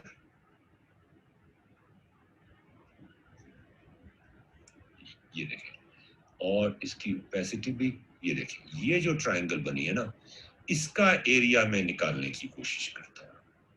अब इसका एरिया जो है इस ट्रायंगल का, देखें इस ट्रायंगल का एरिया जो है, अब ये इसको मैं चला नहीं सकता, अगर मैं पॉइंट्स उसके ऊपर ले लेता ना तो फिर मेरे ख्याल में ये आसानी हो जाती। मेरे ख्याल में मैं इसको डिलीट कर देता हूँ, वापस चला जाता हूँ और देखें क्या होता है, करने की कोशिश तो मैं कर रहा हूँ, इसको मैं डिलीट, ट्रायंगल को डिलीट, और मैं ये जो पॉइंट है यहाँ पर मैं 2 पॉइंट्स ले लेता हूँ, ये इसके ऊपर एक पॉइंट ले लेता हूँ, देखते हैं क्या होता है, मुझे नहीं पता क्या होगा। एक पॉइंट मैं इसके ऊपर ले लेता हूँ, ये यहाँ पे है, यहाँ पे ये पॉइंट ऑन ऑब्जेक्ट है, और एक पॉइंट मैं यहाँ पे ले लेता हूँ, ठीक है जी। और अब मैं इनको पॉलीगॉन से मिलाने की कोशिश करता हूँ,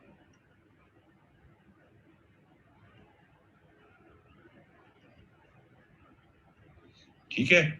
अब आप देखें, अब ये ट्रायंगल, ये देखें ये ट्रायंगल जो है ये छोटी होती जाती है, ये नहीं काम नहीं कर रहा ये ठीक से, चले खैर कोई बात नहीं, इसके लिए मैं कोई और तरीका निकाल लूंगा। लेकिन बात तो वही है ना जी कि ये जो ट्रायंगल है अगर मैं इसको बढ़ा दूं तो ये देखें, अब जो ट्रायंगल बनेगी, अब जो ट्रायंगल बनेगी वो ये बनेगी, यहाँ से यहाँ से यहाँ तक, यहाँ तक और यहाँ तक। अब मैं इसको ट्रायंगल को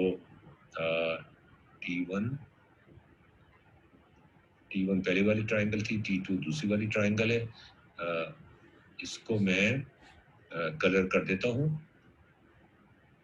और देखते हैं कि इसको मैं क्या कलर करूँ, ये कलर कर दिया मैंने इसमें, और ओपेसिटी भी बढ़ा देता हूँ इसकी, ये देखिए, देखें अब ये जो ट्रायंगल है इसको जरा गौर से देखें, करीब से देखें, ये देखें ये फर्क है ट्रायंगल में और इस सर्कल की जो ये जो आर्क है इसका जो एरिया यहाँ पे बन रहा है उसमें ये जो फर्क आ रहा है ना, ये फर्क है।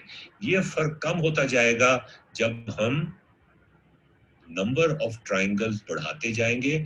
जितना ज्यादा डिवाइड एंड कॉन्कर करेंगे किसी कौम को, उतनी ही वो कौम कमजोर होती जाएगी, उस पर फतहयाब होना आसान हो जाएगा। इस वक्त हमारी मुस्लिम दुनिया में शाम के अंदर, सीरिया के अंदर, इराक के अंदर, लिबिया के अंदर, किस किस मुल्क का नाम लूं, किस किस मुल्क का रोना रूं, बच्चों के साथ, औरतों के साथ, छोटों के साथ, बड़ों के साथ जो जुल्म हुआ है, जितने लाखों लोग मारे गए हैं, टॉर्चर हुआ है, ये सुपर पावर अमेरिका ने और कुछ और लोगों ने, ये हमारे मुसलमान मुल्क भी उसमें शामिल हैं, वो इस सारे कत्ल गारत के, ये आपस में मुसलमानों को लड़ाने के जिम्मेदार हैं।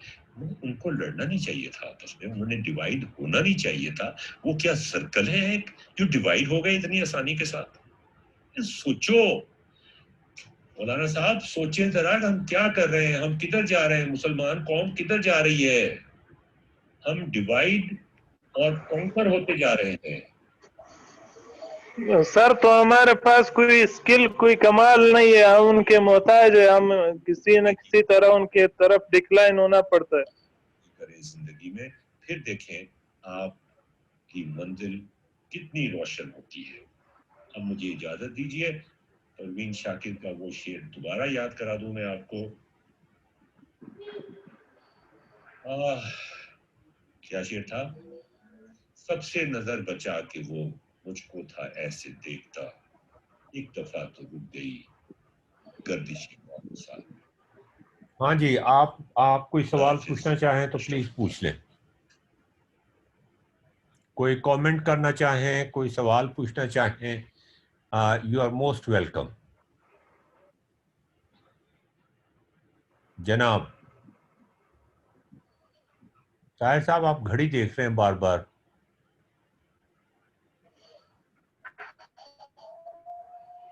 अली मुख्तार साहब, आप कुछ कहना चाहेंगे? सारा नदीम, ये साहब मुझे नहीं मिल रहे। अब्दुल्ला साहब नहीं बोल रहे। नाराज जी।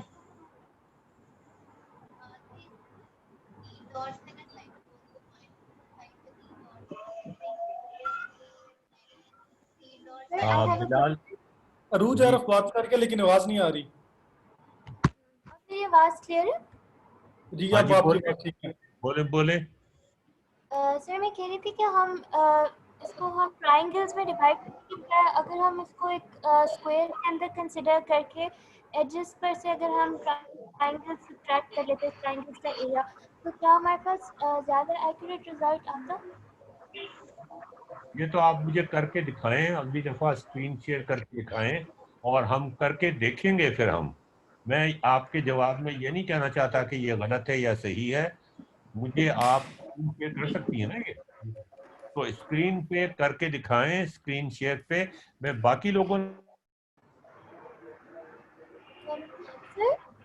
सर वैसे उसमें भी थोड़े से लूप होल्स देखिए रह जाएंगे, लेकिन थी कि मैं सोच रही थी कि मतलब कोई और बेहतर तरीका है जिससे हम जो एरिया हम इग्नोर कर रहे हैं, अगर हम उसको भी आप मुझसे ना पूछिए, आप एक बेहतर तरीका निकालिए।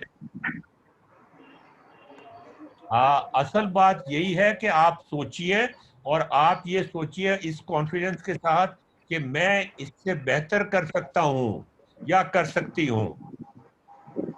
जब आपका ये कॉन्फिडेंस बन जाएगा ना कि मैं इससे बेहतर कर सकता हूं या कर सकती हूं, तो आधे मसाइल हल हो जाएंगे। मुस्लिम दुनिया के मसाइल भी एहसान साहब हल हो जाएंगे जब हम दूसरों को देखना छोड़ देंगे और अपने मसाइल खुद हल करना शुरू कर देंगे। सर तो हम तो अपना तेल नहीं निकाल सकते, वो भी दूसरों से निकाल रहे। कौन सा वाला तेल नहीं निकाल सकते? ये सर जो शेखों के पास मौजूद है, उसको रिफाइन वगैरह भी दूसरे कर रहे हैं। हाँ जी, बिल्कुल सही बात है, और लेके भी जा रहे हैं और उनको शेखों को पता भी नहीं चल रहा कि क्या हो रहा है। खैर, शेखों की बात छोड़ें, हम उनसे बहुत बेहतर कौम हैं। हम इंशाल्लाह बहुत कुछ करेंगे। आप जैसे लोग अगर पाकिस्तान में जिंदा हैं, नौजवान, मुझे नौजवानों से बड़ी उम्मीदें वाबस्ता हैं। आप जैसे नौजवान जब तक हैं, सोचते हैं, समझते हैं, सोचना चाहते हैं, जैसे अभी मुझे मेरी बेटी ने कहा कि इससे बेहतर तरीका कोई हो सकता है, इससे बेहतर तरीका निकालने की कोशिश करें। आप ये क्यों सोचते हैं कि जो किताब में दिया हुआ है बस वही चीज करनी है? आप उससे आगे जाने की कोशिश करें। आप आगे जा सकते हैं, ऐसा कोई मसला नहीं है कि आप आगे नहीं जा सकते। You should have the confidence to go anywhere. इजाजत दीजिए, मुझे टेलीफोन कर दीजिए, या मेरा टेलीफोन नंबर आपको दोबारा बता देता हूं, जो नए लोग आए हैं, 0300 8477 359। भट्टी साहब, आप कुछ कहना चाह रहे हैं? जी सर, अस्सलाम वालेकुम। सर मैं ये चाह रहा हूँ कि जो जॉन हेबर की आपने बताई है डिस्कवरी 1906 में हुई है, और उसके बाद जो आपका डेवलपमेंट है वो 2003 में है, जो नवा प्लान है या जो प्रोग्राम का बताया। हाँ जी। तो उसके बाद फर्दर अटेम्प्ट इसके ऊपर नहीं हुई है या अभी? I have just no idea. मैं तो मैथमेटिक्स की मैंने जो मुख्तलिफ किताबें मंगवाई हुई हैं उनमें से एक किताब है जो हिस्टोरिकली मैथमेटिक्स को या कैलकुलस को डिस्कस करती है कि हिस्ट्री में क्या क्या डेवलपमेंट्स हुई। तो उसमें ये वाकया लिखा हुआ था कि अर्शमीडस के ज़माने में 300 BC की बात है, उन 50 सालों में या 100 सालों में जितना काम हुआ था उसके आगे कई सौ सालों तक कोई काम नहीं हुआ, कई 100 सालों तक कोई काम नहीं हो सका। और इससे पहले भी कोई काम नहीं हुआ, उसके बाद भी कोई काम नहीं हुआ।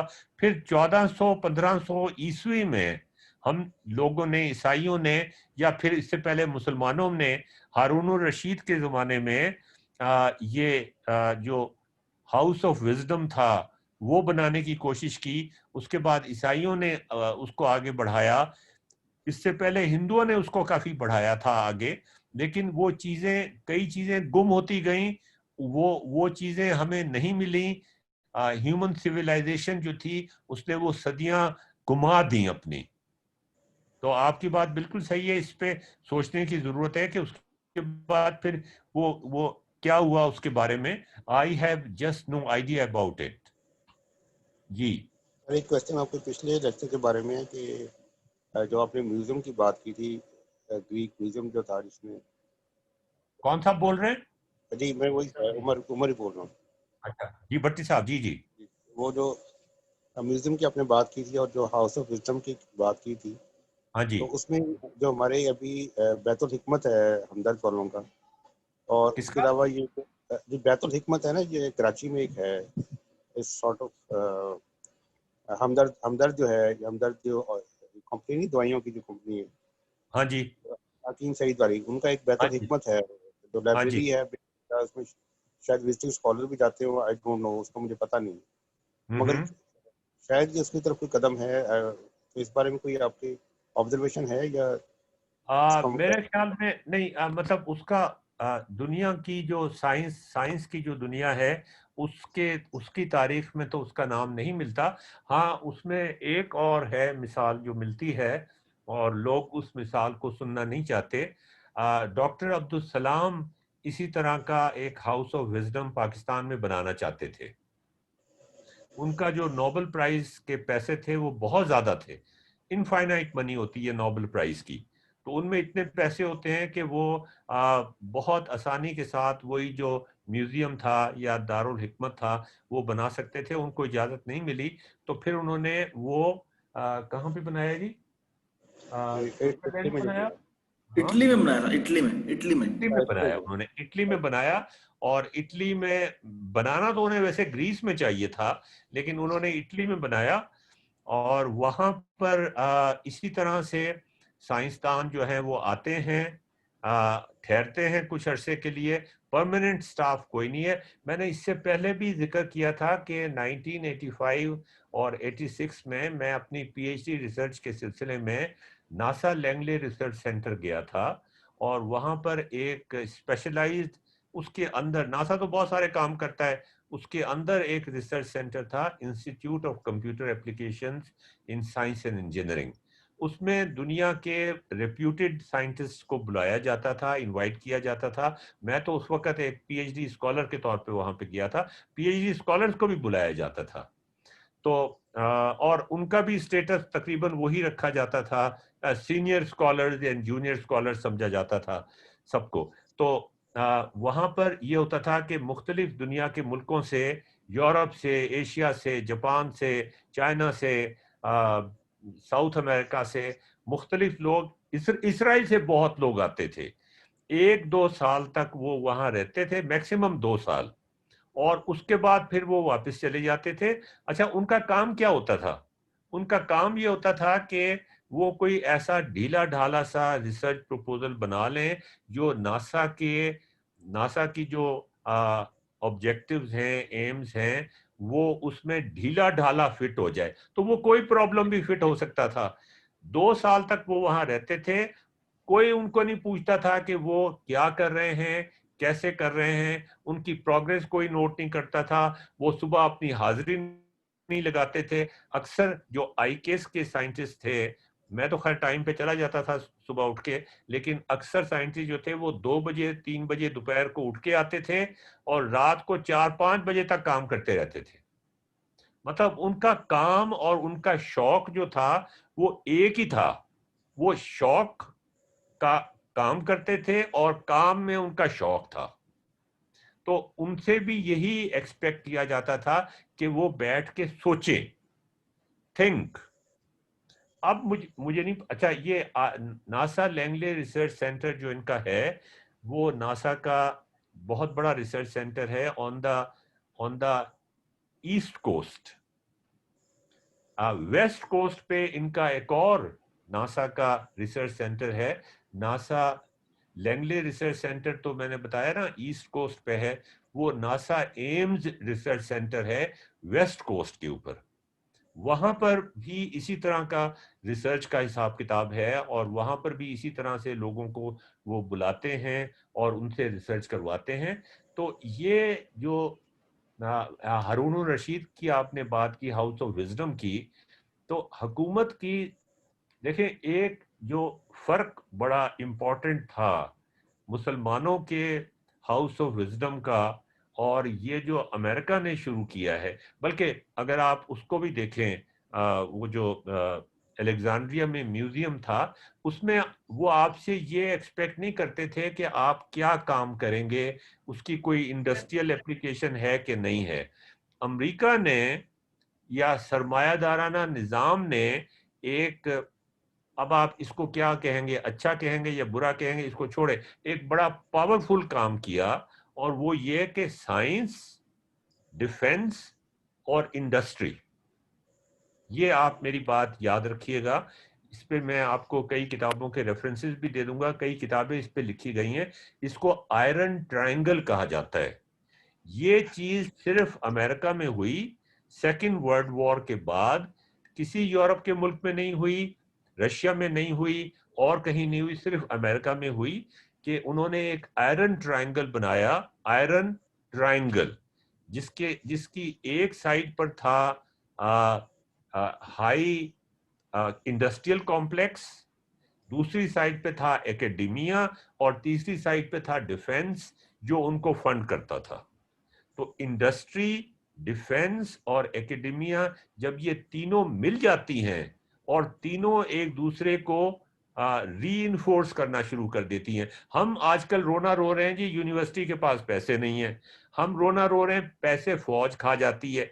यार ये बात, फौज भी हमारी है, यूनिवर्सिटियां भी हमारी हैं। मसला ये नहीं है कि फौज खा जाती है या यूनिवर्सिटियों के पास पैसे नहीं मिल रहे। मसला ये है कि एक दूसरे को इन ये जो सारे इदारे हैं, हमारी इंडस्ट्रीज हैं, हमारी यूनिवर्सिटीज हैं, हमारी फौज है, ये तीनों अगर मिल जाएं तो मिल के जो कुछ ये अचीव कर सकते हैं उसका आप अंदाजा नहीं कर सकते कि क्या कुछ अचीव कर सकते हैं। अमेरिका ने सेकेंड वर्ल्ड वॉर के बाद जो तरक्की की और जो सुपर पावर बना, अब तो खैर वो सुपर पावर वाली बात नहीं रह सकी, इसलिए कि चाइना भी आ गया है, लेकिन चाइना ने भी यही किया है कि उन्होंने अपनी इंडस्ट्री, अपनी यूनिवर्सिटीज और अपनी डिफेंस को इकट्ठा कर लिया है। हमारे एक दोस्त यूईटी से चाइना पीएचडी करने के लिए गए, प्रेसिडेंट मुशर्रफ के ज़माने में, अताउर रहमान के ज़माने में स्कॉलरशिप चाइना के बहुत सारे मिले थे, तो वहाँ एक प्रोफेसर के पास गए और उस ज़माने में इन्होंने ये किया था कि आपकी प्रमोशन पाकिस्तान में यूईटी के अंदर और बाकी यूनिवर्सिटीज़ के अंदर भी आपकी प्रमोशन इस चीज़ पे डिपेंड करती थी कि आपने कितने पेपर पब्लिश किए। तो वो जो मुझे नाम याद है, मैं नाम लेना नहीं चाहता इस वक्त, तो वो जब अपने चाइनीज़ प्रोफेसर के साथ मिले तो चाइनीज़ प्रोफेसर ने कहा कि मैं आपको अपना प्रोजेक्ट बता देता हूं कि जिस पीएचडी प्रोजेक्ट पे आपने काम करना है, लेकिन इससे पहले कि मैं आपको बताऊं, मैं आपकी भी कोई प्रेफरेंसेस या आप भी कोई अपने प्रॉब्लम के बारे में जिस पे आप काम करना चाहते हैं, आपकी पसंद या नापसंद, उसके बारे में कुछ कहना चाहते हैं तो आप भी बता दें, मैं तो आपको बता ही दूंगा कि इस प्रोजेक्ट पे काम करना है।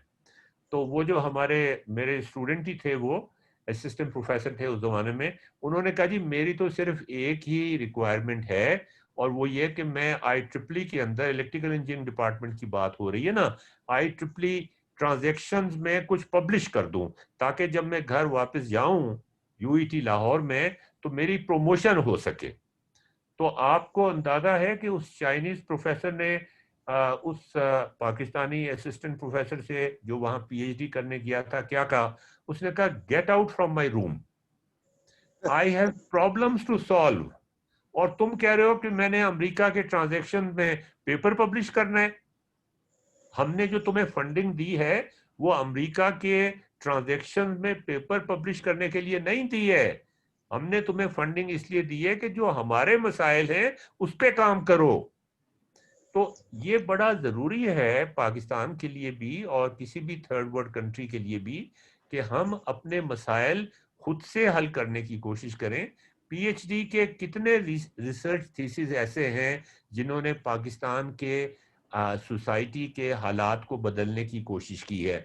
जियो जबरा आपके सामने एक मिसाल है। ये एक MSc थीसिस था जिसने मैथमेटिक्स की तालीम को रेवोल्यूशनाइज कर दिया है। तो अब आप ये देखें कि जो PhD होती है या MSc होती है उसका मकसद ये होता है, तालीम का मकसद क्या होता है? तालीम का मकसद बेसिकली ये होता है कि आप सोसाइटी में एक ऐसा हुनर हासिल करें जिस हुनर की बेसिस पर उस सोसाइटी के हालात में आप एक बेहतरी ला सके, आप गरीब और अमीर का फर्क कम कर सकें, आप जो गरीब लोग हैं उनके लिए भी जॉब्स क्रिएट कर सकें, आप उनकी हालत तब्दील कर सकें। उसका मकसद ये नहीं होता कि आप अपने ट्रांजैक्शन में पेपर पब्लिश करें, आए इंक्रीमेंट्स ले लें उसके बेसिस के ऊपर और वही सब्जेक्ट पढ़ाते रहें जो पहले पढ़ाते थे। तालीम का मकसद ये है कि आप ना सिर्फ नॉलेज जनरेट करें बल्कि सोसाइटी के अंदर बेहतरी लेके आए, गरीब लोगों की जिंदगी को बेहतर बनाने की कोशिश करें। जिन लोगों को वो मौके हासिल नहीं है जो आपको हैं, उन लोगों के लिए भी वो मौके पैदा करें जो आपके पास मौजूद हैं। तो अपने लिए भी आसानियां पैदा करें, औरों के लिए भी आसानियां पैदा करें, सोसाइटी में कोई बेहतरी लाने की कोशिश करें। अगर आप बेहतरी लाने की कोशिश नहीं करते तो फिर आप मैंने अपनी जिंदगी के 50 साल जाया कर दिए, कोई काम भी नहीं किया।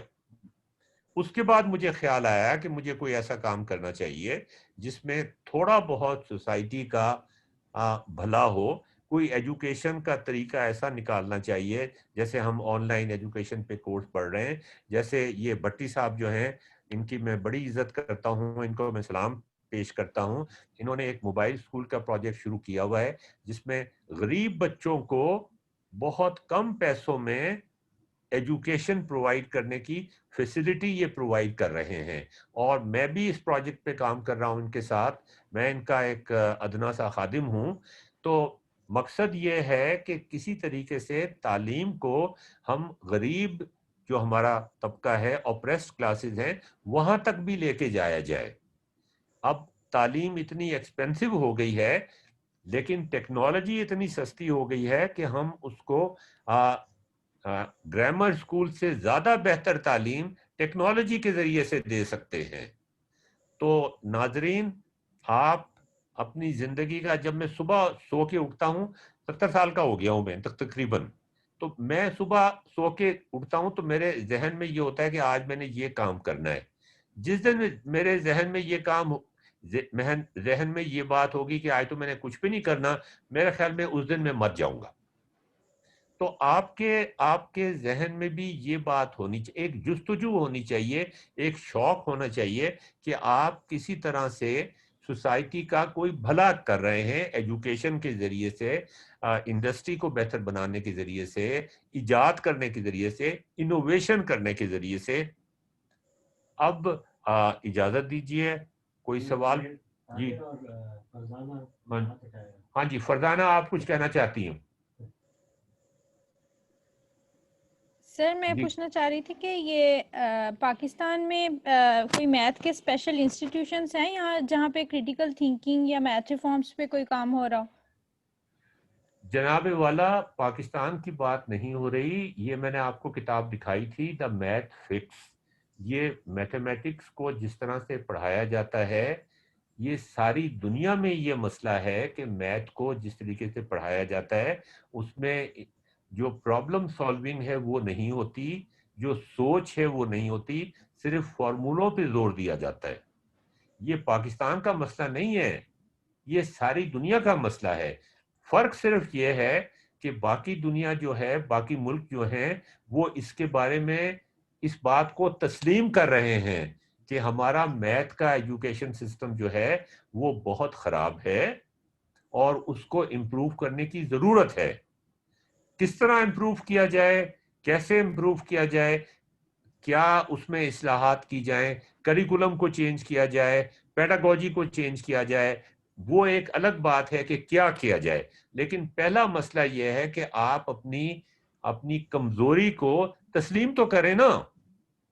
तो गलतियां, मतलब कमजोरियां और कोताहियां मैथ एजुकेशन की तो सारी दुनिया में मौजूद है, लेकिन हमारे यहाँ फर्क यह है कि हमारे जो अक्सर मैथमेटिशियंस हैं वो इस कोताही को एक्सेप्ट करने को भी तैयार नहीं है।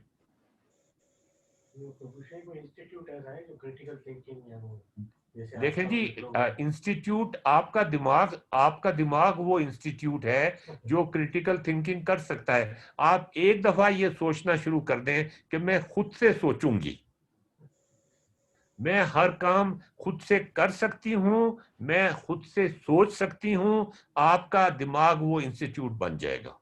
अगर आप लकीर की फकीर बनना चाहती हैं तो आप लकीर की फकीर बन जाए। अगर आप हिफ्ज करना चाहती हैं कोई चीज बैठ के, एहसान साहब आप नाराज तो नहीं हो रहे, मैंने हिफ्ज की बात की है? नहीं नहीं सर, मैं बिल्कुल नाराज नहीं हो रहा हूँ, नहीं नहीं बिल्कुल नहीं।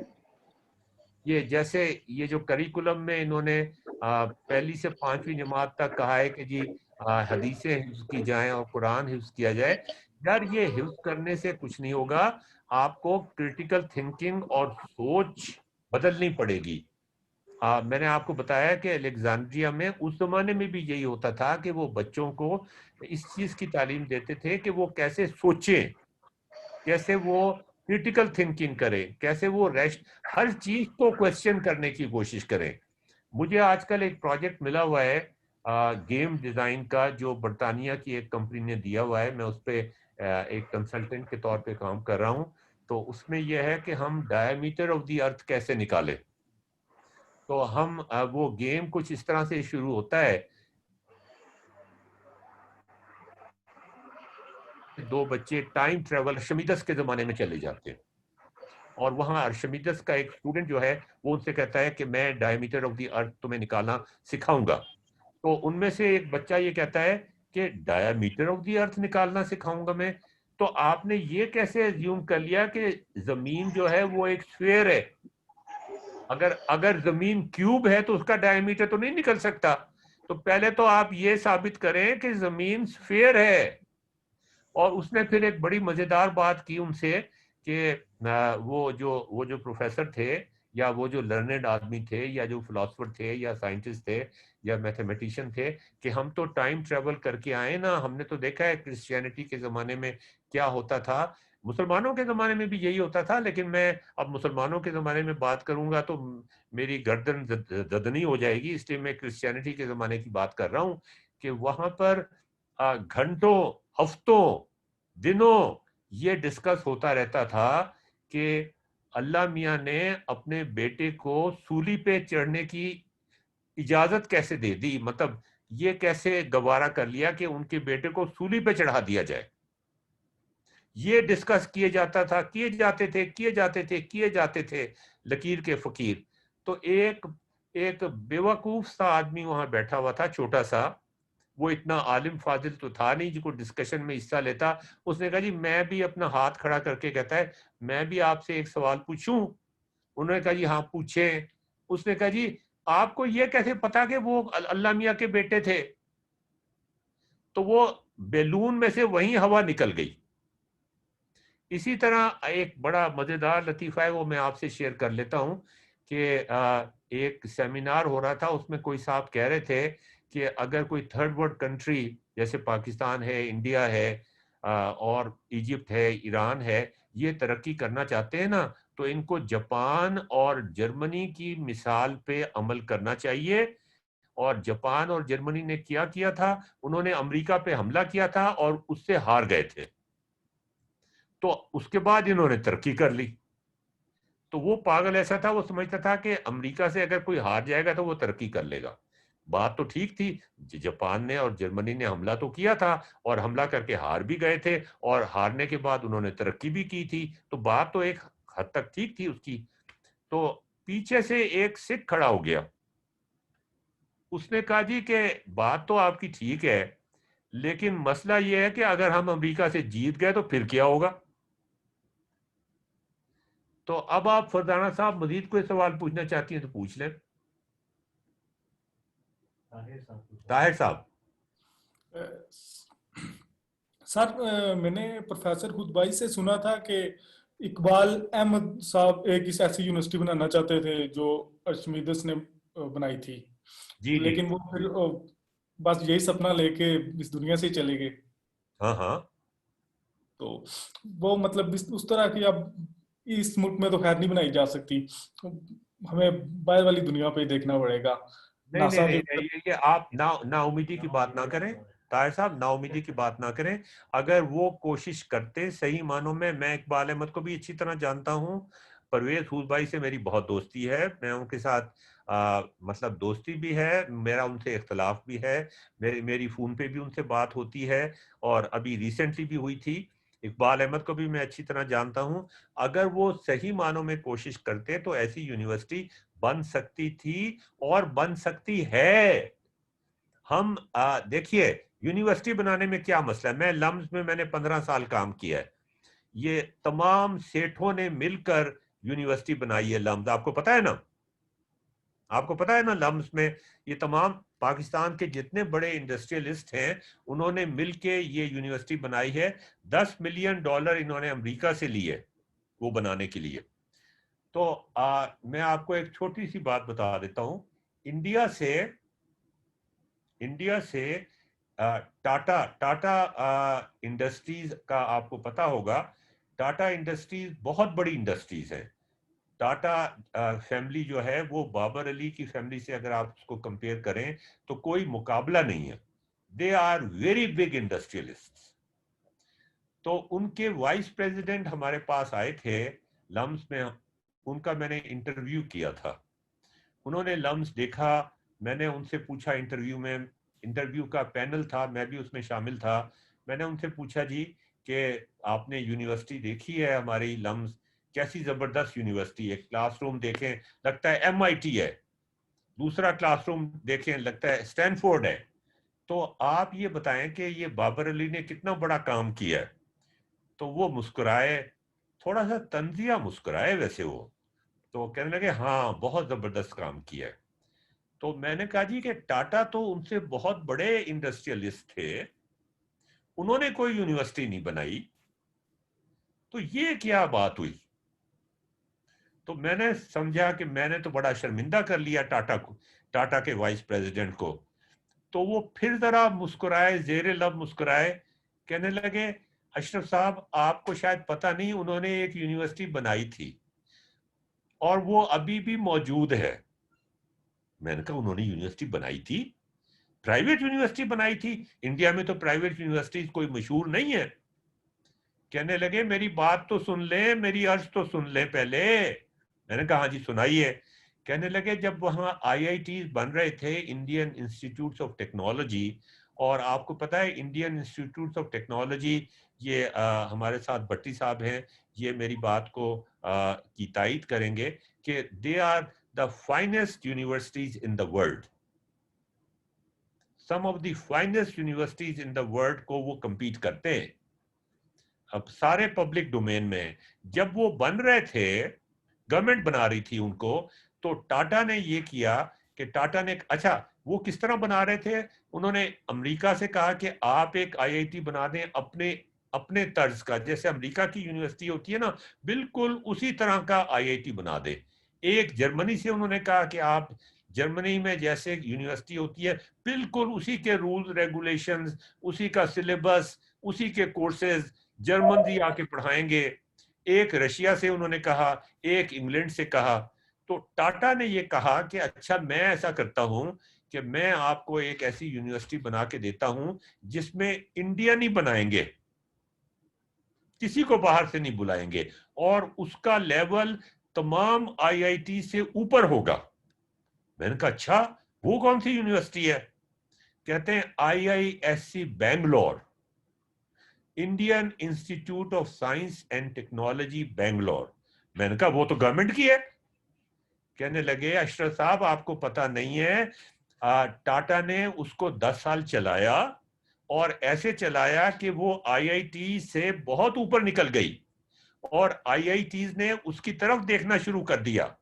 और जब वो बहुत आगे निकल, और उसमें कोई फॉरेनर नहीं था, सारे इंडियंस थे। हम सब मिलके अगर यहां पर भी इसी तरह की बना सकते हैं। और जब वो यूनिवर्सिटी चल पड़ी और टॉप की यूनिवर्सिटी बन गई, आईआईटीज को भी पीछे छोड़ दिया, तो फिर टाटा ने गवर्नमेंट से ये कहा कि ये मेरा काम नहीं है एजुकेशन, मैं तो इंडस्ट्रियलिस्ट हूं, आप ये संभालें, मैं तो अपनी इंडस्ट्री को संभालूंगा। कहने लगे ये फर्क है आपके इंडस्ट्रियलिस्ट में और हमारे इंडस्ट्रियलिस्ट में। मैं तो बेचारा शर्मिंदा हो के मैंने तो अपनी दुम टांगों में दबा ली, जैसे कुत्ता दुम टांगों में दबा लेता है ना, मेरी भी उस वक्त दुम जो थी ना वो टांगों में दब गई। क्या बात करता एहसान साहब, बताएं क्या बात करता मैं?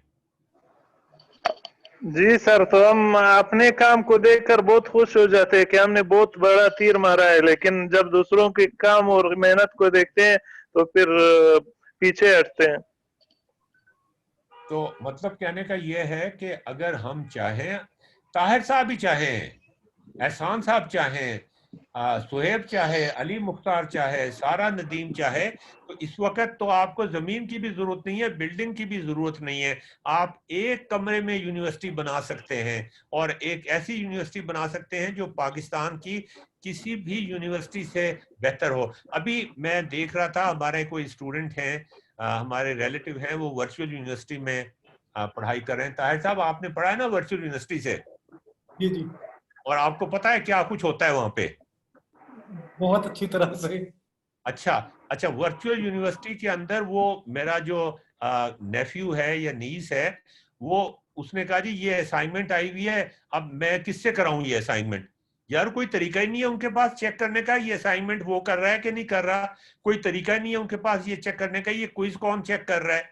टेक्नोलॉजी के जरिए से हम सब कुछ कर सकते हैं, वो फिर भी वहीं के वहीं बैठे हुए हैं।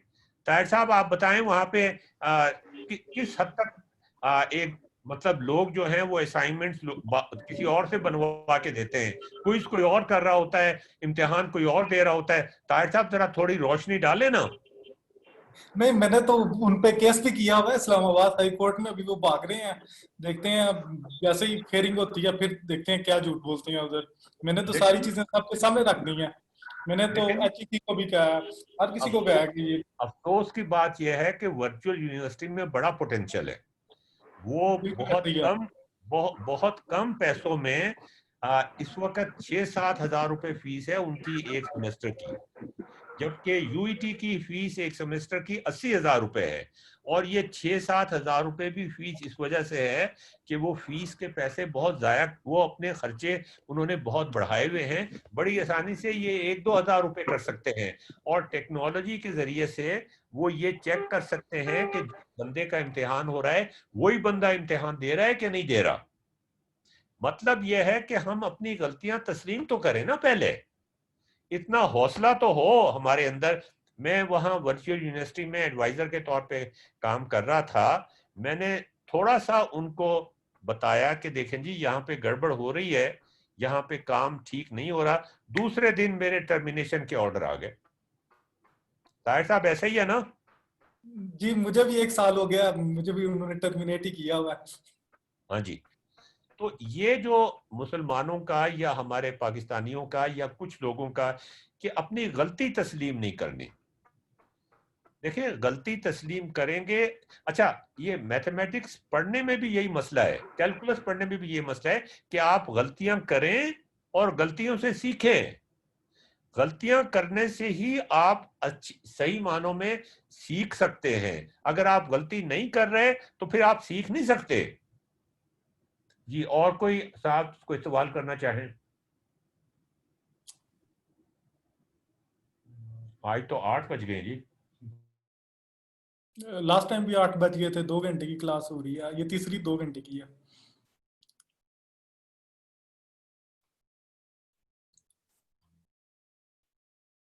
हेलो,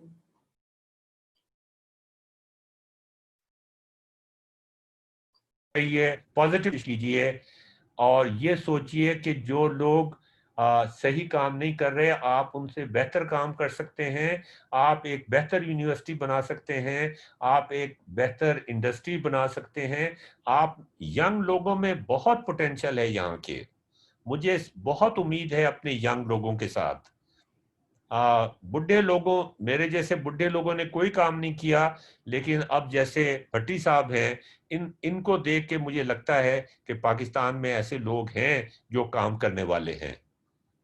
तो नाउमीदी होनी नहीं चाहिए, लेकिन नाउमीदी ना होने के साथ साथ काम करने की भी जरूरत है, और ये कॉन्फिडेंस होने की जरूरत है कि हम कर सकते हैं और कुछ भी कर सकते हैं। ठीक है ना एहसान साहब? ओके जी, खुदा हाफिज। ओके, खुदा हाफिज। Thank you sir. Stop share.